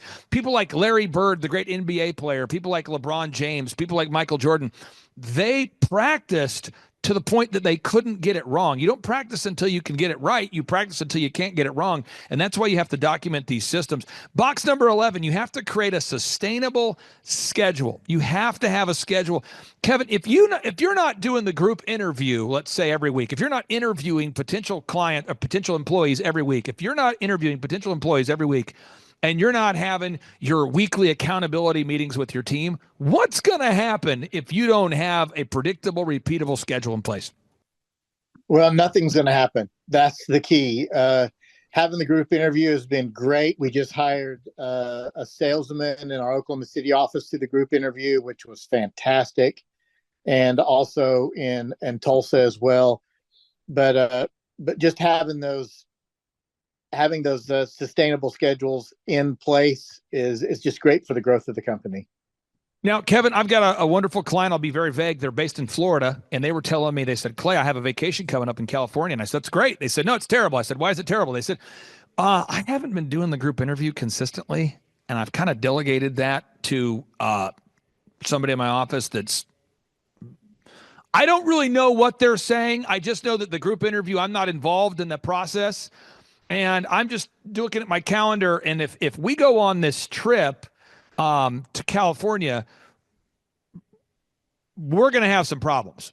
What do you say to somebody out there who's abdicating their hiring process or abdicating their sales calls. I say abdicate. They're not delegating. Delegate means to assign and then to follow up to make sure it's done correctly. Abdicate means to just say, well, someone else is handling it. What do you say to somebody out there specifically that is abdicating their hiring process, the group interview process, the process for recruiting employees? Well, I love to be involved in all the group interviews. And usually whenever there's a group interview, there's anywhere from 4 to 12 people. And the great thing about it is that within the first 5 minutes, you know the 2 or 3 that you want to keep. And so that saves me so much time, because interviewing 12 people takes 12 hours. Interviewing 12 people in a group interview takes about an hour. And I love that. I love saving time. I love saving money like that, where I'm not having to spend all day interviewing people that may or may not even show up. And it's just great. And I highly encourage owners to get involved in the hiring process. Group interviews are very successful, and encourage you to do that. And now, again, so many people can hear this stuff and they go, this is so overwhelming. There's so much to do. Box number 12, you want to create human resources and recruitment systems, and we have systems for that. Box number 13, you want to look at your numbers. You have to measure what you treasure. You have to measure what you treasure. And by default, you will slack where this is important. You will slack where you don't track. By default, you will slack where you don't track. And you have to measure what you treasure. I hope this is sinking in for somebody. Casualness causes casualties. I want people to think about these words. Casualness causes casualties. You have to measure what you treasure. You will slack where you do not track. These are all things we're going to teach you. Kevin, we've got to have accountability, though. And so anybody out there, I have a law firm I've used for years, wintersking.com. The reason why I pay them on a monthly basis is I want to make sure that all my filings are correct, everything's being done properly. I have an accounting firm called CCK. CCK, I've used them for years. Over 10 years, actually. And I've used them. And the reason why I pay them on a monthly basis is I want to make sure that I'm paying my taxes on time, properly, that sort of thing. Any area of our life where we want to have improvement, I would argue you need to have a coach, whether it's an accountant, whether it's a lawyer. They have different names. Sometimes they're called a lawyer. Sometimes they're called an accountant. Sometimes in fitness. So many people I know, a lot of my, this is true. Some of my friends are former pro athletes. And they tell me, they say, Clay, as soon as I retired from my sport, I quit working out. And I go, okay, that's fine. And they go, you know what I did this year? I said, what'd you do? They said, I hired a personal trainer. And I said, what happened? They said, now I'm back in the flow. And I think we all we need to know 3 things. We need to know what to do. 2, we need someone to hold us accountable. And then we need to have someone who has the tools. Could you talk to somebody out there that's thinking about scheduling a 13-point assessment to talk to myself and our team about becoming a business coaching client? Well, I remember when I had my first meeting with you, I thought, I have nothing to lose, absolutely nothing to lose except growth. And after that 20 to 30-minute meeting with you, I thought this is going to change the trajectory of MultiClean. And it has. And because the coaching they keep you accountable. And like I said earlier, sometimes it's hard to keep owners accountable because they think they know everything and we don't. So I've loved it. I've loved the coaching. I've loved having Andrew keep me accountable. And when sometimes I can't make the meeting, we have phone calls, and it's just been great. It's been good accountability. Even my wife says, no matter what, you're never leaving Thrivetime. Now, let's say this. Somebody, how we live in a soundbite world. So if you could, I won't paint you too much into a corner here, but if you have 30 seconds, and somebody said, Kevin, how has the Thrivetime Show business coaching program impacted your business? Or how could it impact somebody's business? Kind of a 30-second overview or summary. How would you describe the business coaching and how it's impacted your business? Well, it's given me my why, and it's taught me the importance of systems. It's taught me the importance of family time and the F7 goals that you impress upon me all the time. Because you can be the owner of a company and work 100 hours a week, and then you have no family. And so the Thrivetime relationship I've had now for 6-7 years has done everything to not only improve my business, but improve my life, improve my relationship with my son and my wife. And it's just been fantastic. And I highly encourage, if you're thinking about growing your business and getting out of a rut, to meet up with Clay and all the people at Thrivetime. Final question I have here for you. I don't know that people know this because I try to keep it secret. I don't try to talk about it a lot, but this is just real. We charge people $1,700 a month. That's what we charge people. $1,700 a month. And people say, why do you charge that? Well, it's a 20% margin. And that's what we do. Now, we have some clients that we partner up with when we make a percentage of the growth. And frankly, I make a lot of my wealth by teaming up with clients and these sorts of things. But when I was building my company, djconnection.com, I remember when I met with the Yellow Page guy, he told me it was going to be $2,500 a month to buy a Yellow Page ad. I mean, this is over 20 years ago, 25 years ago. And that amount was wild, so I got a job at Applebee's, Target, and DirecTV. That was my get rich system, as I went to work. That was my life hack. I got a job at Applebee's, Target, and DirecTV. But I think everybody needs a little bit of a hand up, maybe not a hand out, but a hand up. And that's why we make the packages affordable at $1,700 a month, 1700. It's less money than it costs to hire a minimum wage employee. Also, it is month to month, although most of our clients are with us for basically until they sell the company. Our average client is with us for over 6 years. But we do have scholarships. We work with a couple clients a month where if they need help financially, we work with them at a discount. What do you say to somebody who's thinking about coming to our next workshop with Eric Trump or Robert Kiyosaki or Tim Tebow or whatever workshop we have coming up? What do you say to somebody who's on the fence right now? They're going, I'm thinking about scheduling a 13-point assessment. I'm thinking about buying a ticket for an in-person workshop. Kevin, what do you say to them?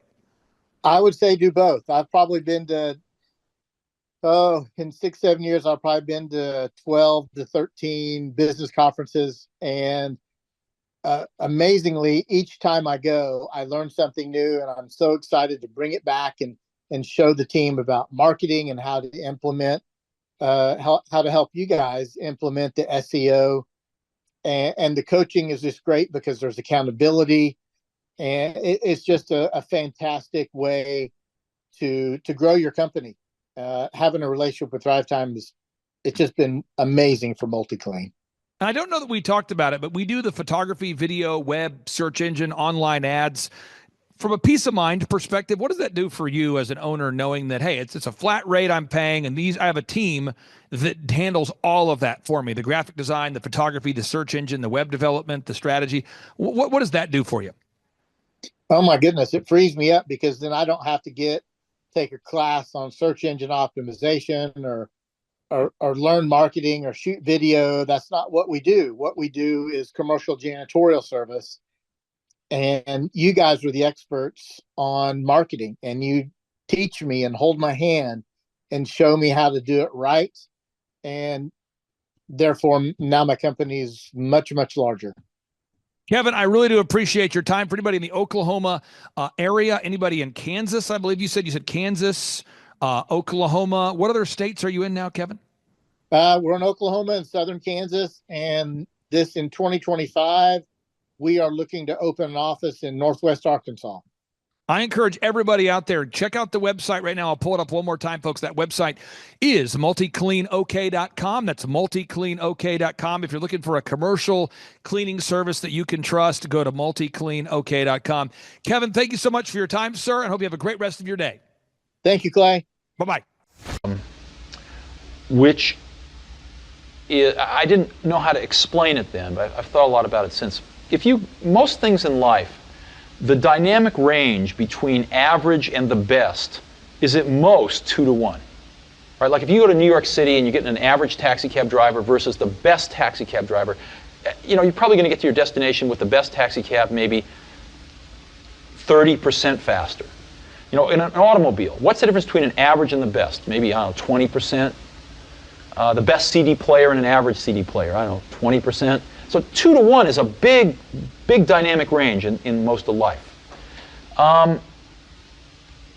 In software, and it used to be the case in hardware too, the difference between average and the best is 50 to 1, maybe 100 to 1.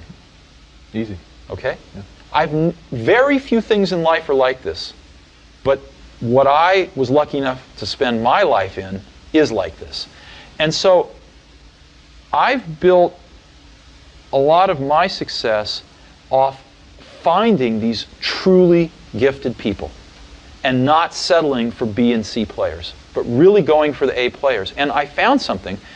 I found that when you get enough A players together, when you go through the incredible work to find 5 of these A players, they really like working with each other because they've never had a chance to do that before. And they don't want to work with B and C players, and so it becomes self-policing, and they only want to hire more A players. And so you build up these pockets of A players, and it propagates. And that's what the Mac team was like. They were all A players. And these were extraordinarily talented people. So. But there are also people who now say that they don't have the energy anymore to work for you. Mm-hmm. Sure. Oh, I think if you talk to a lot of people on the Mac team, they will tell you it was the hardest they've ever worked in their life. Some of them will tell you it was the happiest they've ever been in their life.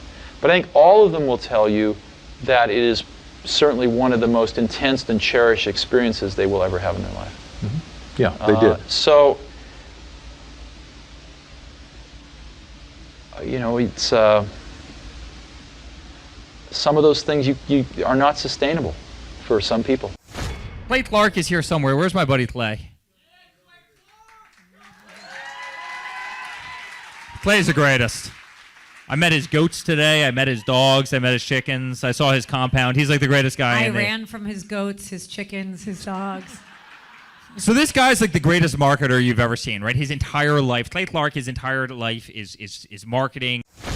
Okay, Aaron Antis, March 6th and 7th. March 6th and 7th, guess who's coming to Tulsa, Jerusalem? Ooh, Santa Claus? No, that's March. March 6th and 7th, Oh. we're going to be joined by Robert Kiyosaki. Robert Kiyosaki. Best-selling author of Rich Dad, Poor Dad. Probably the best-selling, or one of the best-selling business authors of all time. And he's going to be joined with Eric Trump. He'll be joined by Eric Trump. So we got Eric Trump and Robert Kiyosaki in the same place. In the same place. Aaron, why should everybody show up to hear Robert Kiyosaki? Well, you got billions of dollars of business experience between those two, not to mention many, many, many millions of books have been sold.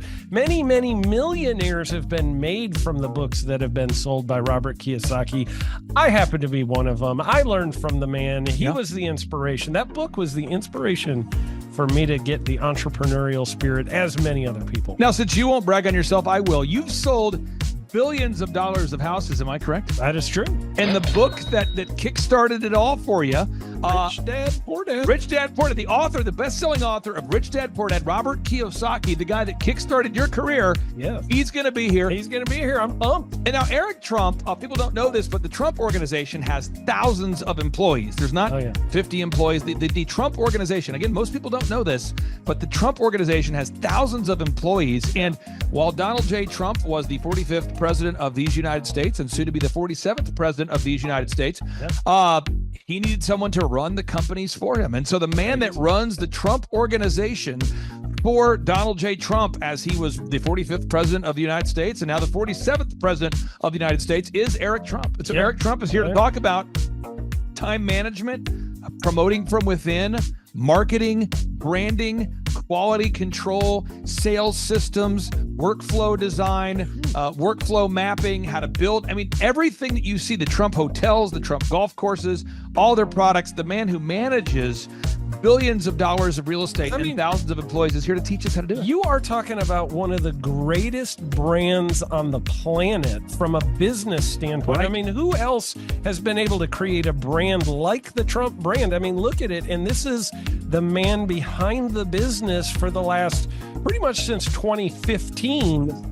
He's been the man behind it. So you're talking, we're into 9 going into 10 years of him running it, and we get to tap into that knowledge. That's going to be amazing. Now, think about this for a second. Would you buy a ticket just to see Robert Kiyosaki and Eric Trump? Of course you would. Of course you would. But we're also going to be joined by Sean Baker. This is the best-selling author, the guy who invented the carnivore diet. Oh, yeah. Dr. Sean Baker. He's been on Joe Rogan multiple times. He's going to be joining us.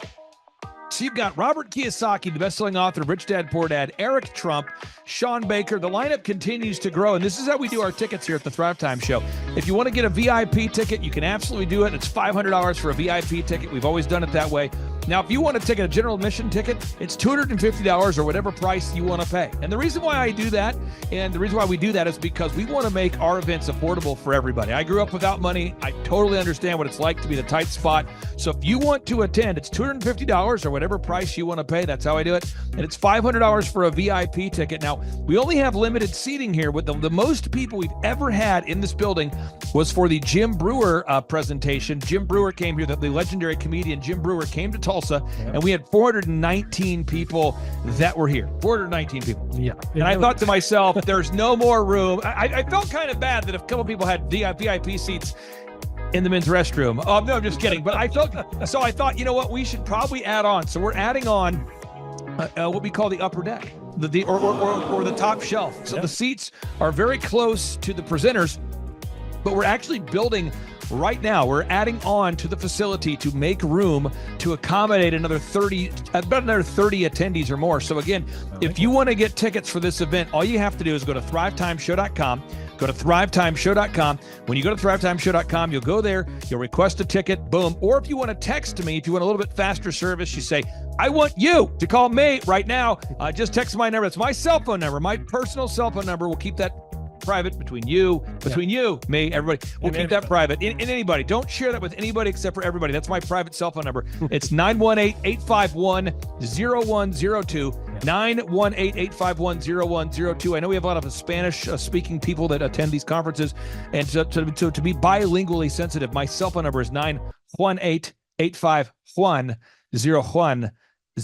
That is not actually bilingual. That's just saying Juan for a one. It's not the same thing. I think you're attacking me. Now, let's talk about this. Now, what kind of stuff will you learn at the Thrivetime Show workshop? So, Aaron, you've been to many of these over the past 7-8 years. So let's talk about it. I'll tee up the thing, and then you tell me what you're going to learn here, okay? Okay. Yeah. You're going to learn marketing and branding. What are we going to learn about marketing and branding? Oh, yeah. We're going to dive into, so many people say, I got to get my brand known out there, like the Trump brand, right? You want to get that brand out there. It's like, how do I actually make people know what my business is and make it a household name? You're going to learn some intricacies of how you can do that. You're going to learn sales. So many people struggle to sell something. This just in, your business will go to hell if you can't sell. So we're going to teach you sales. We're going to teach you search engine optimization, how to come up top in the search engine results. We're going to teach you how to manage people. Aaron, you have managed, no exaggeration, hundreds of people throughout your career and thousands of contractors. And most people struggle with managing people. Why does everybody have to learn how to manage people? Well, because first of all, you either have great people or you have people who suck. And so it can be a challenge. Learning how to work with a large group of people and get everybody pulling in the same direction can be a challenge. But if you have the right systems, you have the right processes, and you're really good at selecting great ones, and we have a process we teach about how to find great people.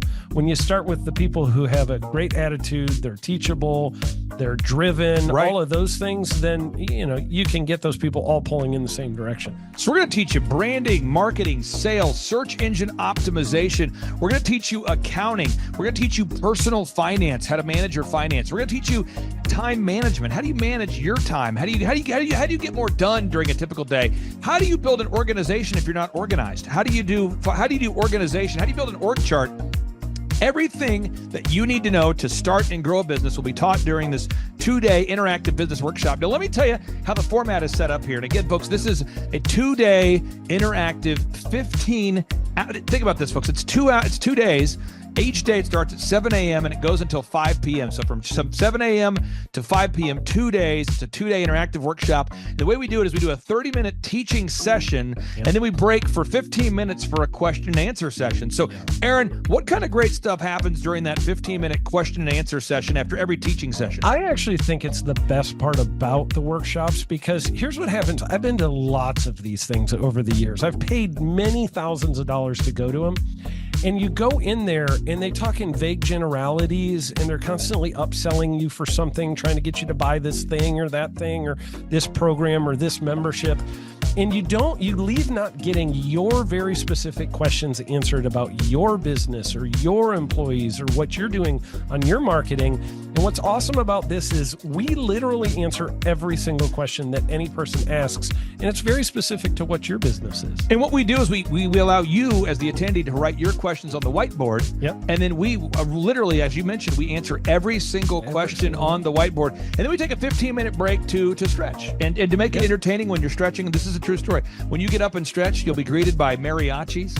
Sure. There's going to probably be alpaca here, llamas, helicopter rides, a coffee bar, a snow cone. I mean, there's just... You had a crocodile one time. That was pretty interesting. You know, I should write that down. And I can do that. Sorry for that one guy that we lost. The crocodile, we duct taped its face so that, right? We duct taped. No, it was a baby crocodile. And it was duct tape. Yeah, duct tape around the mouth so it didn't bite anybody, but it was really cool passing that thing around and I should do that. We have a small petting zoo that will be assembled. It's going to be great. And then you're in the company of hundreds of entrepreneurs. So there's not a lot of people in America today. In fact, there's less than 10 million people today, according to U.S. Debt Clock, that identify as being self-employed. So if you have a country with 350 million people, that means you have less than 3% of our population that's even self-employed. Yeah. So you only have 3 out of every 100 people in America that are self-employed to begin with. And when Inc. magazine reports that 96% of businesses fail by default, you have a 1 out of 1,000 chance of succeeding in the game of business. It's tough. But yet the average client that you and I work with, we can typically double this. And this is no hyperbole, no exaggeration. And I have thousands of testimonials to back this up. We have thousands of testimonials to back it up. But when you work with a home builder, when I work with a business owner, we can typically double the size of the company within 24 months. Yeah. Double. And you say double? Yeah, there's businesses that we have tripled. There's businesses we've grown 8x. There's so many examples you can see at thrivetimeshow.com. But again, this is the most interactive, best business workshop on the planet. This is objectively the highest rated and most reviewed business workshop on the planet. And then you add to that Robert Kiyosaki, the best-selling author of Rich Dad, Poor Dad. You add to that Eric Trump, the man that runs the Trump Organization. You add to that Sean Baker. Now you might say, but Clay, is there more? I need more. Well, okay, Tom Wheelwright is the wealth strategist for Robert Kiyosaki. So people say, Robert Kiyosaki, who's his financial wealth advisor? Who's the guy who manages, who's his wealth strategist? His wealth strategist, Tom Wheelwright, will be here. And you say, Clay, I'm not going to get a ticket unless you give me more. Okay, fine. We're going to serve you the same meal both days. True story. We cater in the food, and because I keep it simple, I literally bring in the same food both days for lunch. It's Ted Escondido's, an incredible Mexican restaurant. That's going to happen. And Jill Donovan, our good friend, who is the founder of Rustic Cuff. She started that company in her home, and now she sells millions of dollars of apparel and products. That's rusticcuff.com. And someone says, I want more. This is not enough. Give me more. Okay. I'm not going to mention their names right now because I'm working on it behind the scenes here. But we've got one guy who's given me a verbal to be here. And this is a guy who's one of the wealthiest people in Oklahoma, and nobody really knows who he is because he's built systems that are very utilitarian, that offer a lot of value. He's made a lot of money in it's where you rent. It's short term. It's where you're renting storage spaces. He's a storage space guy. He owns what do you call that? The rental, storage space, storage units. This guy owns storage units.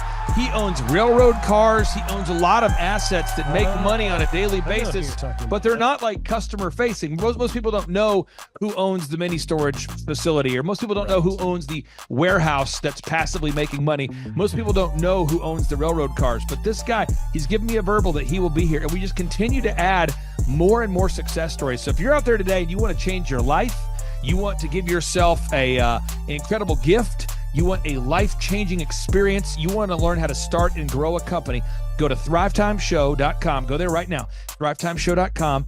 Request a ticket for the 2-day interactive event. Again, the day here is March 6th and 7th. March 6th and 7th, we just got confirmation. Robert Kiyosaki, best-selling author, Rich Dad, Poor Dad, he'll be here. Eric Trump, the man who leads the Trump Organization. It's going to be a blasty blast. There's no upsells.